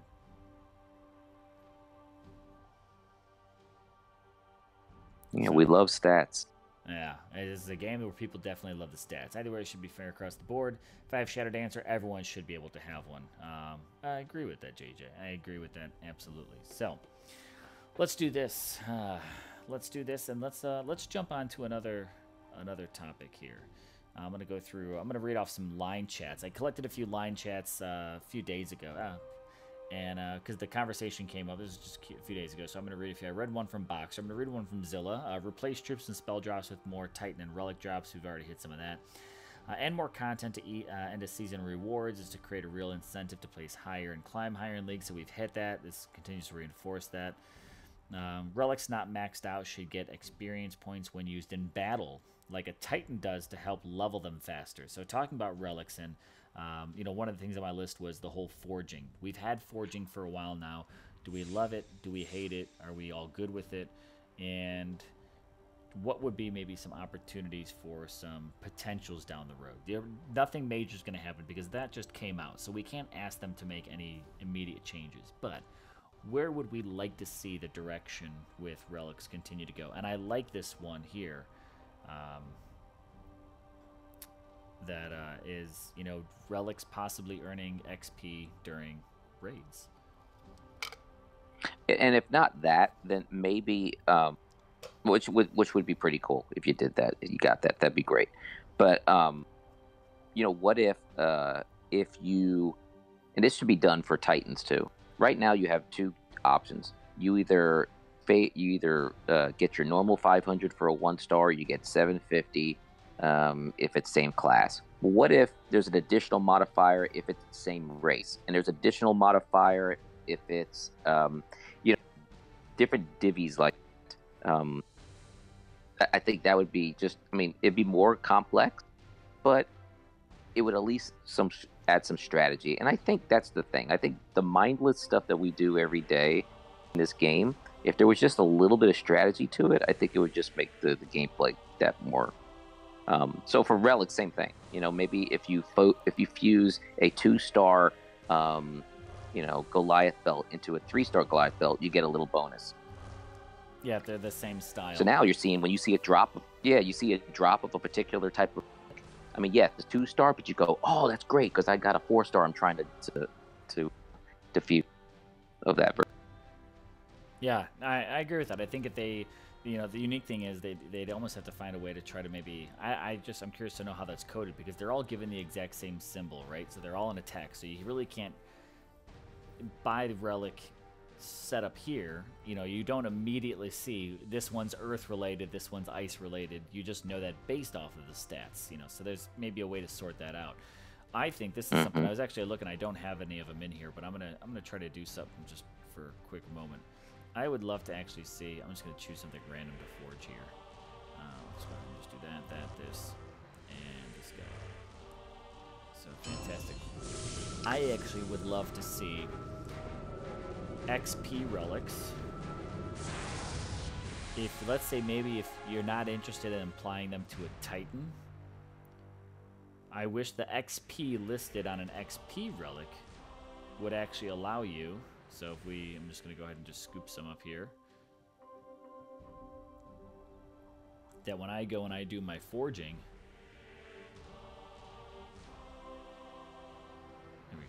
that when I apply this relic and it's 750 XP, I'd actually love to see, I know this one literally says Titan XP on victory.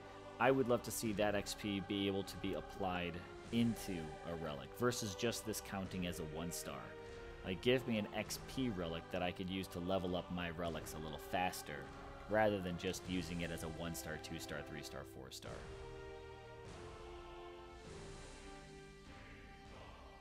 So that's some personal preference there. Snoop Frog says he's pretty good with forging as is, but better battle drops would help improve forging. Of course, absolutely. Shy, you got to take off. He said it's a great stream. Keep the good work.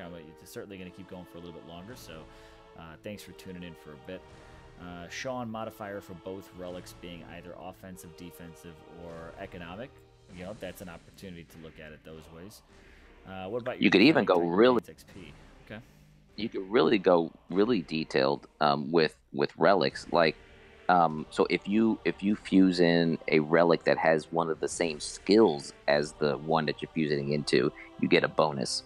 You know, so then if it's physical damage and you have another physical damage one, you can fuse those in and you get a bonus on it. I mean, yeah, those are like the little details that I think that they already do with so much stuff in this game that I think the nerds and all of us would get a kick out of how to maximize that potential. Oh yeah, go for it even more.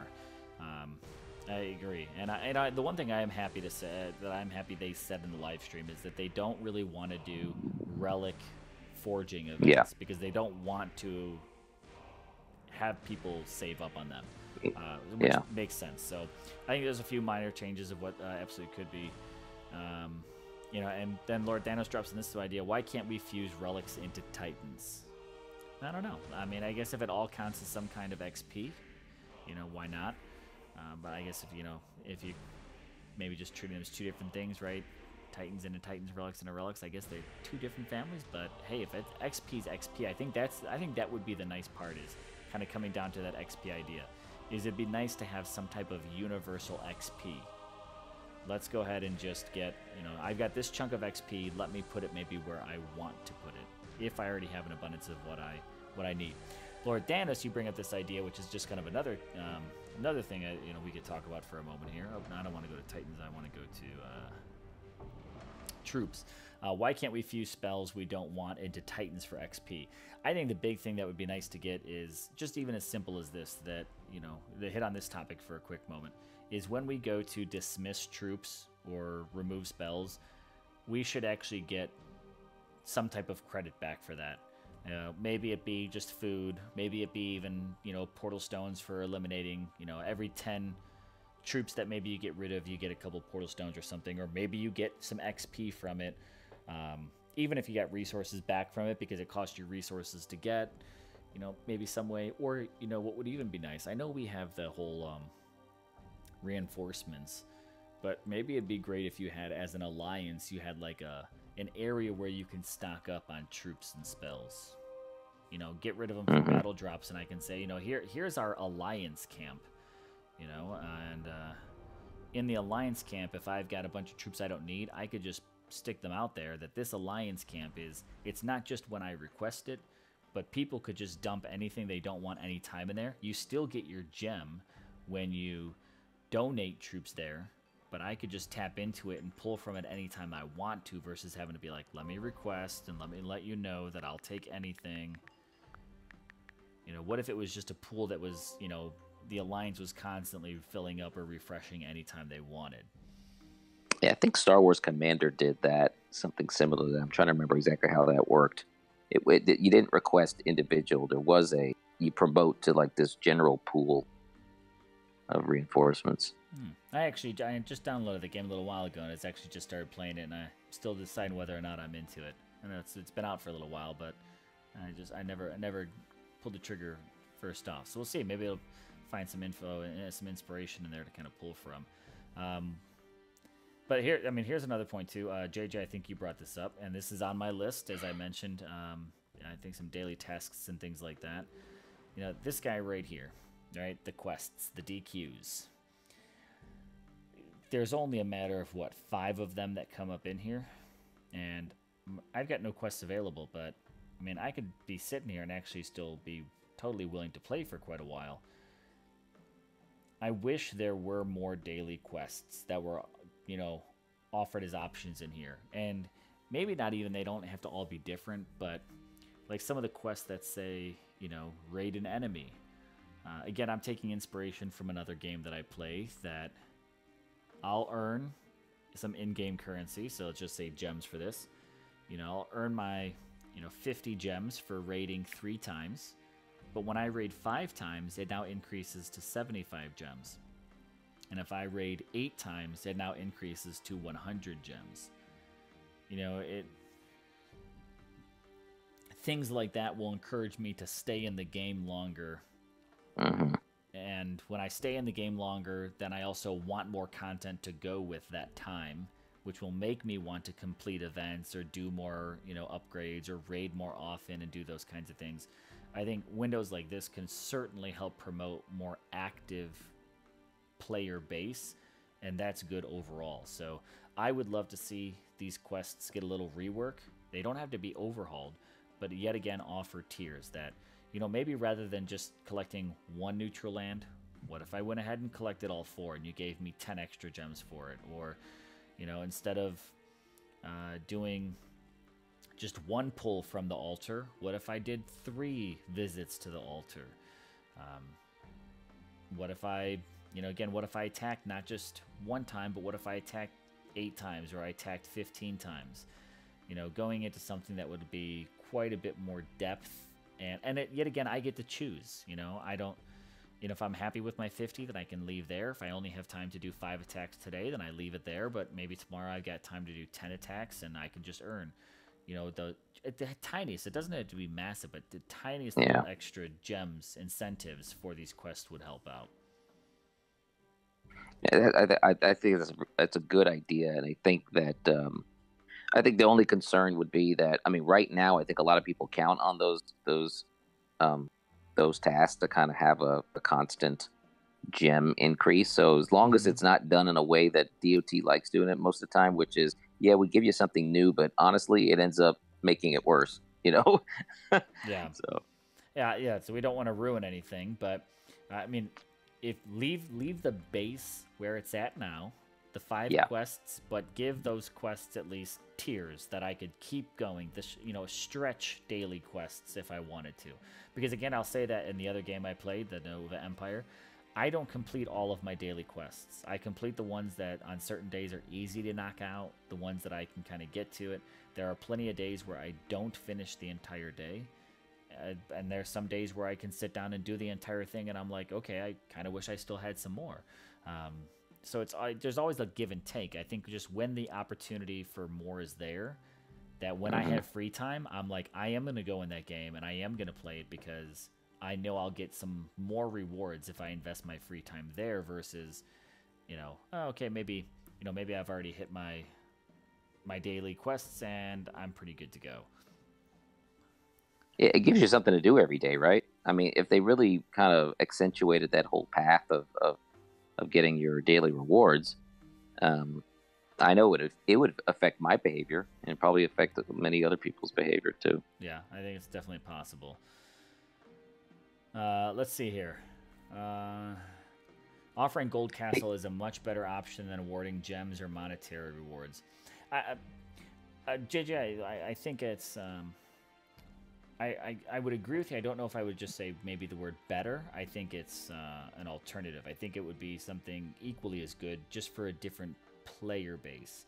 There are some players that absolutely might not have any interest in getting incremental extra gems, but there are plenty of free-to-play players that would benefit from that and keep them in the game more. But we also do need something extra. So yeah, maybe having something that, let's go back to like the daily calendar, right? Logging, oh no, wrong button. Logging in every day for 30 days is great, but what if you did that for 60 days and you earned yourself a bronze castle? Let's go to the Throne Wars concept. And I think Throne Wars also needs 3 different colors. I think it needs a bronze, a silver, and a gold. But when that's not going on, what if we also did certain things? People that play all the time and invest heavily into it, I agree, JJ, that these types of players, they want to be recognized, not always rewarded. They want something that actually, like you say, kind of puts their name in the lights. So, you know, what if these, you know, you complete X amount of daily tasks, you know, if you do every single daily task, the full limit of them every day for 30 days, then maybe you do get a gold castle, you know, for a week, or you get a gold castle for the next month, and, you know, it's only upheld if you meet the same requirements. But, you know, so I think there needs to be maybe a little bit of both. There needs to be some type of incremental, you know, gem monetary type of reward, but there also needs to be recognizable rewards. Like, hey, that person's got a gold castle. I know they achieved something. And even if it's not change of color, maybe it's like an additional tower on your castle, so that your castle looks different when you look at it. You know, there's different accoutrements, or maybe floating islands off the side of your castle that like represent like that you're a stalwart, you know, quest doer or something like that. You know? Mean, even an extra banner. You know, I mean, if they already have banner added to lands, what if there were certain banners that would show up on your castle that said, you know, oh, hey, this person's logged in every day for the past 90 days, or this person's completed every daily mission over the past 30 days. You know, if, let's say, if they went tiered routes, like you've finished everything every day, you know, would be, you know, something interesting to possibly add in. Hey, Jaeger, there was I know there was on the live stream, one of the dev live streams, someone brought this up, and I'm sorry to change the subject, but it's one thing. Just we talked about the defense and the replays and battle reports. I just think one easy thing they should let you do is attack your own castle.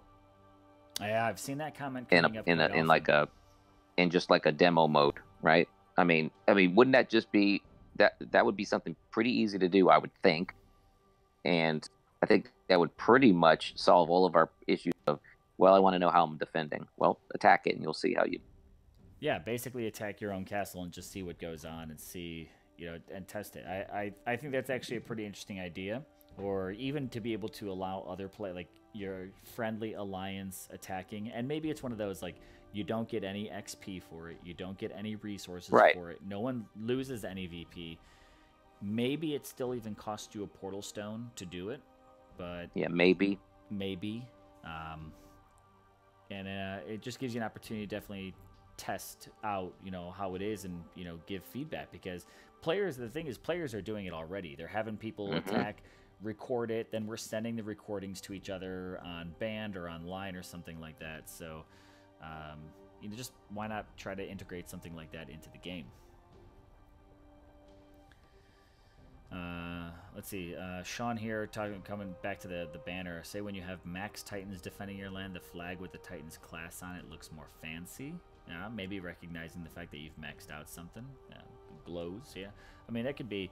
I think there's again possibilities, ideas. Roll this out. This very well may be a part one to this type of a talk of Titan, because as we introduce these ideas now, I might get a whole bunch of comments. I'm gonna go back and watch this video and actually review all these comments, because I know there's probably a number of them that have just, the comments have been coming in faster than I could even keep up, and when I scroll through, I know I might be missing something here or there.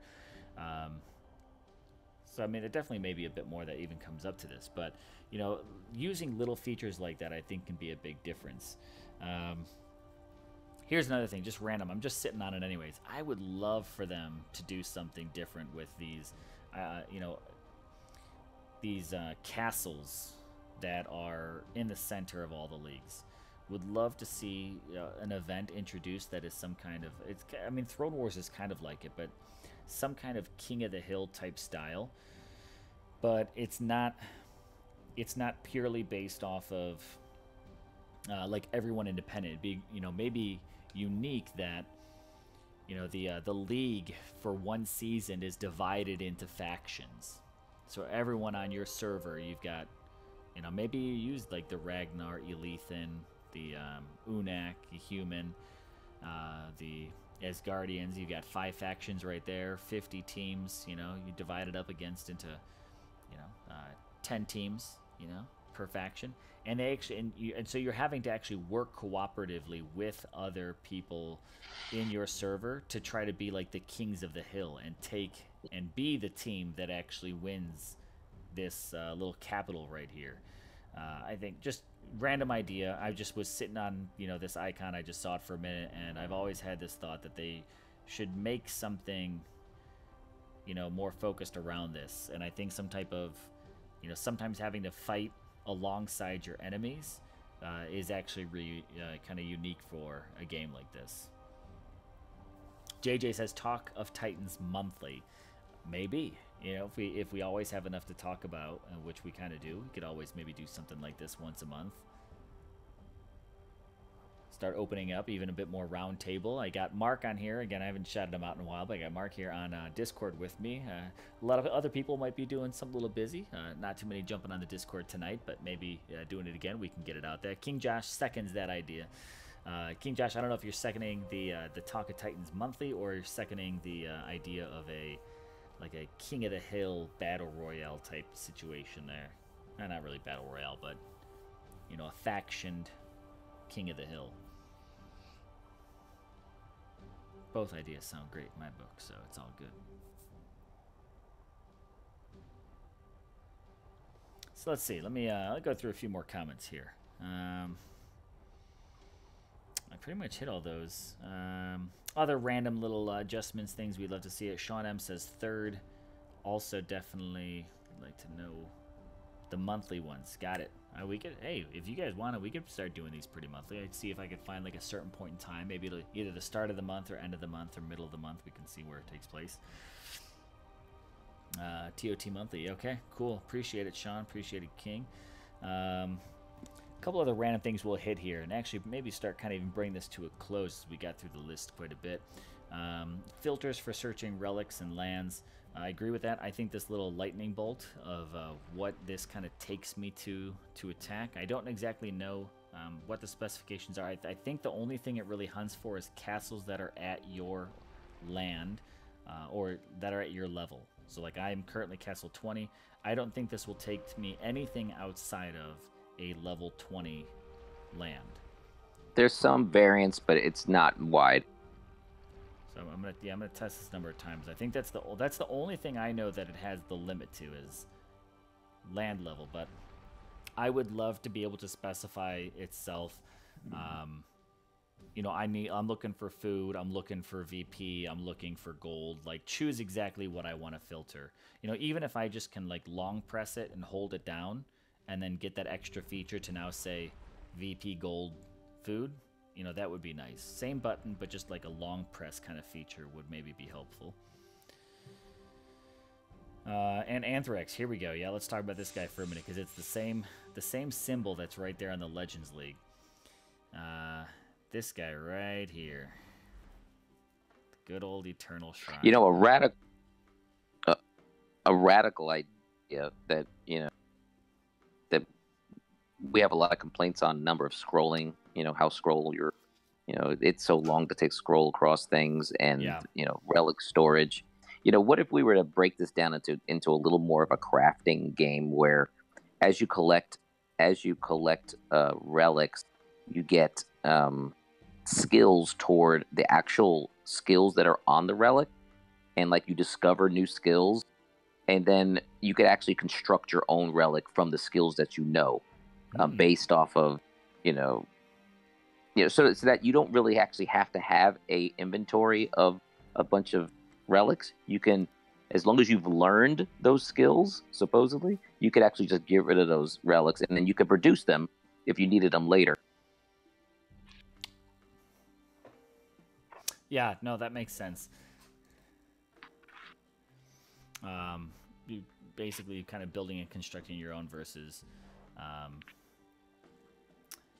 saying, this is exactly what you're stuck to. The only thing that I would hope that they would, let's say if we ever did something like that, is that they would put limitations around exactly how, like, what type of skills you're able to combine. Mm-hmm. That, you have to have. Well, each skill would have a power. Each skill would have like a power rating, so that the most, for a 4-star relic, the most power you could get onto it would be some number. So you could play around with the percentages of like 50% damage, lowest to 45%, so I can get 30% more health, or etc. Very similar to like in Elder Scrolls, how you build enchantments. Yeah. You can only put so much enchantment power on a Yeah, So that would limit it's the got over yeah, it's got OP. caps that you can go to, so you can't go all. One relic gives you your 90% resistance. Just a single Hmm. thing. There's maybe limits of what you can do to it. I like that idea. That's actually pretty interesting. Another one here, kind of circling back. Let's see. Anthrax says, right, make it this useful for something. JJ says, definitely says agreed with that. JJ says it would be awesome if they removed it from the game and then offered a new version every year with a new special feature. I agree. Here's the one thing that I wish that this Eternal Shrine did.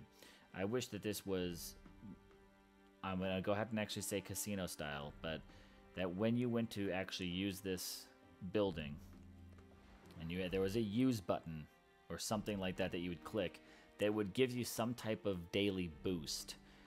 I could roll it once every 24 hours, and I could roll it and it could say, oh, I get a 10% Titan XP boost today. Maybe tomorrow when I roll it, it gives me, a 10% troop damage across the board for the day. And, there's high ones and there's low ones.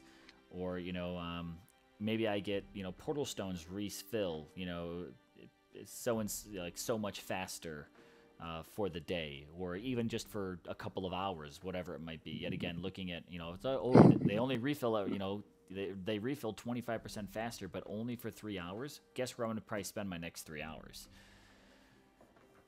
That's a great idea.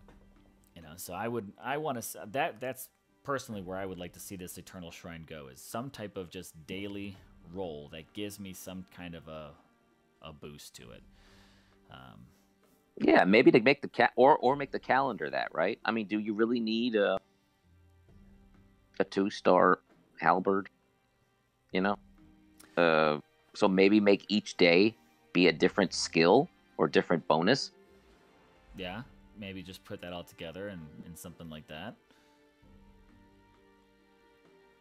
That's not a bad idea. Yeah, the calendar is... The only thing that I wish that the calendar would do is kind of maybe grow with you. It's like where it's at. This really isn't decent for like a newer player, lower castle level. But I wish that as you grew, maybe even just in player level, period. Maybe it doesn't even have to be related to your castle, but just maybe connect your player level to something and say, as my player level increases, my calendar gets better. I think I had a mini, and it was like castle level 9, and I believe that it had some calendars where the max Titan you get that last week was only a 2-star. Yeah, but I think there's just those 2s. I think there's like a hard split somewhere around like castle 10 or something like that. I'd love to see it expand more upon that. Yeah. Same thing goes for alliance level. I wish that your alliance level meant something more to the team other than just a really bougie totem pole. Which I think it's cool. Like that's a part where they actually have it. Like, you can have your basic little totem pole. We're level 48. But then I can totally jump over here to Log, who I think they were the first one in the game to hit 11, and they've got a super bougie, totem here, which is really cool and all. But what else does that, like, let that alliance level also mean something extra, that loyalty to the team that everybody's invested in, let that offer. Yeah, again, I can go back to the ideas of like what the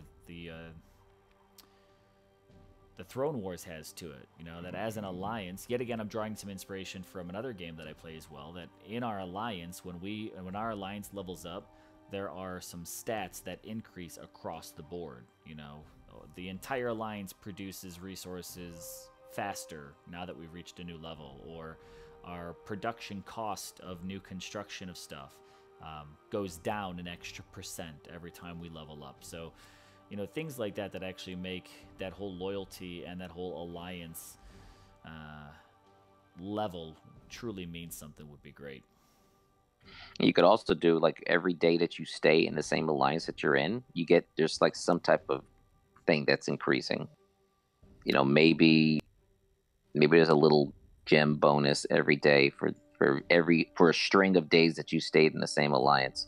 I know that it would get difficult for some of the large alliance where people kind of hop between teams and stuff. But for those that are like in a group that just stays together week after week after week, yeah, there should be some type of there should reward be for that. some type. Not only that, but even when you go into like the members, I wish that there was more to it than just stars and a crown.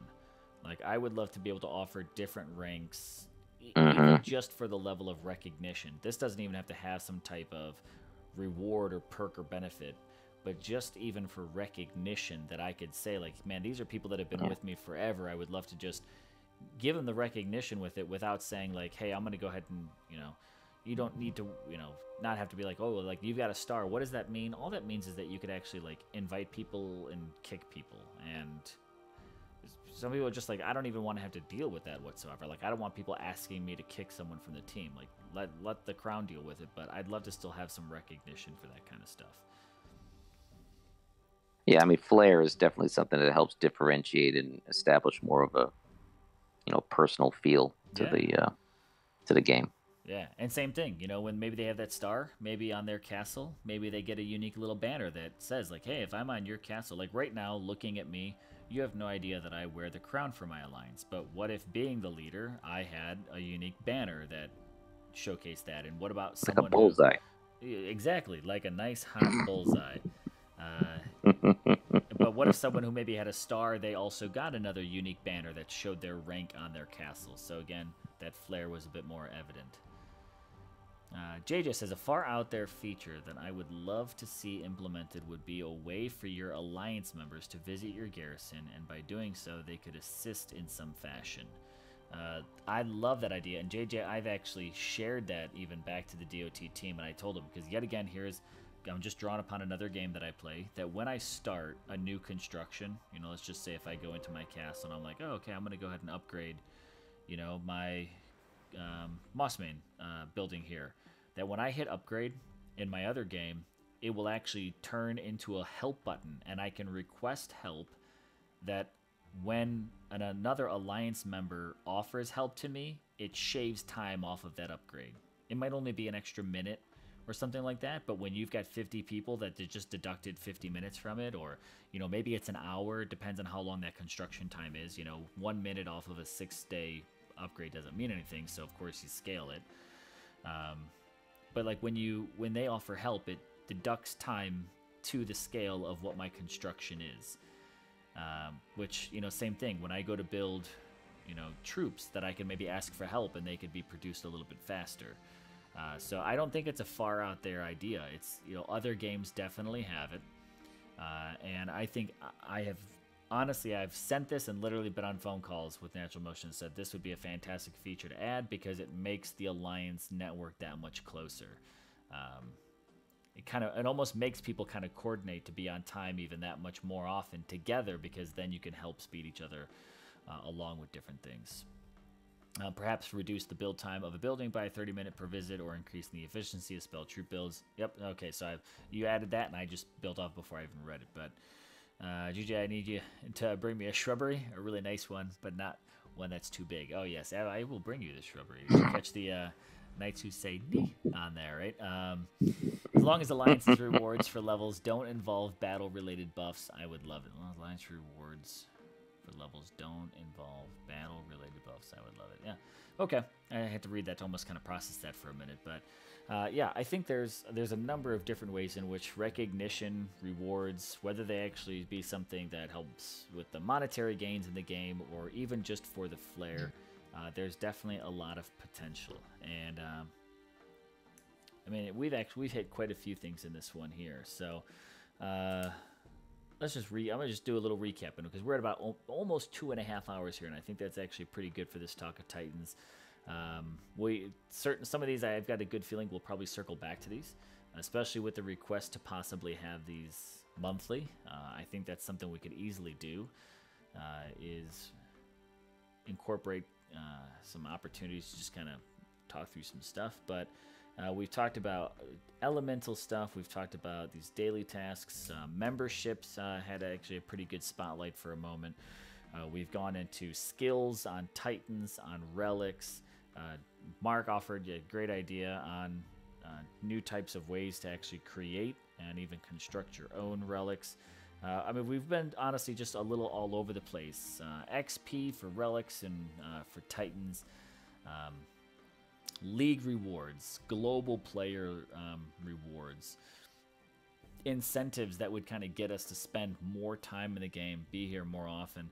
And I think we even listed off a few that we just didn't even get to for 2.5 hours. But I think this was a pretty nice start to just kind of call this just a bit of a new segment, a new part of the Talk of Titans series of what I've had. I've used it to do some of those dev... Oops, I did not mean to just put that to sleep. Wake back up.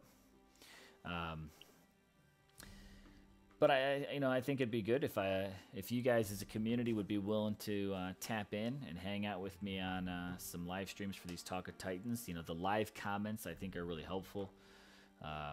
Getting in there, maybe next time we can even get a few more people out here on Discord to actually talk our way through it. I'd love to do it as a round table and give different people opportunities to share their thoughts as well. So here's what I'll ask for people in the future is keep an eye out for some more of this.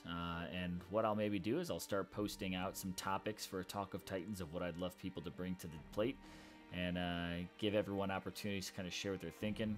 Definitely capitalize on these chats and the comments. I'm still going to go back through them and read a few and see if we can recap or build off of anything for the next one. If you're watching this after the fact, after it's gone live, still post some of your ideas and thoughts and comments on this Talk of Titans episode in the comments down below. So that way we can just build off of it. And yet again, Natural Motion DOT, they have said they actually come in and watch these videos. So not only just seeing it live, hearing what the discussion topics and things come up, but this chat box in the comments down below are really helpful. So, Mark, definitely want to say thanks for coming out here and hanging out on Discord with me tonight. My pleasure. It was good. It was a great idea for you to do.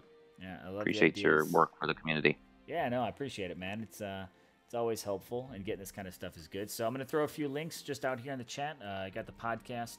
Anyone that hasn't connected with me yet on Discord, you can always check that out. And I'm going to throw out some own personal shame, and I'm going to go ahead and just throw out my Streamlabs on there as well, too. All of these links are also available in the video description, so you guys can hook up with me anyway through there.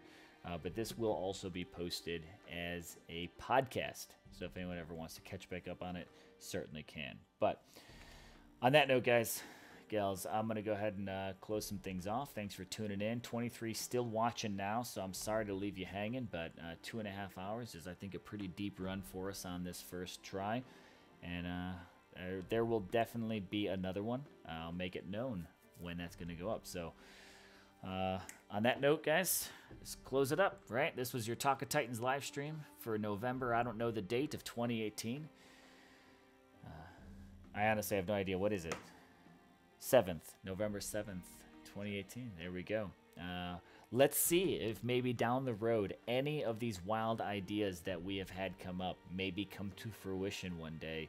Wouldn't that be something? So, again, take care, guys. I'm going to end this one here. I'm Gaming Jaeger, and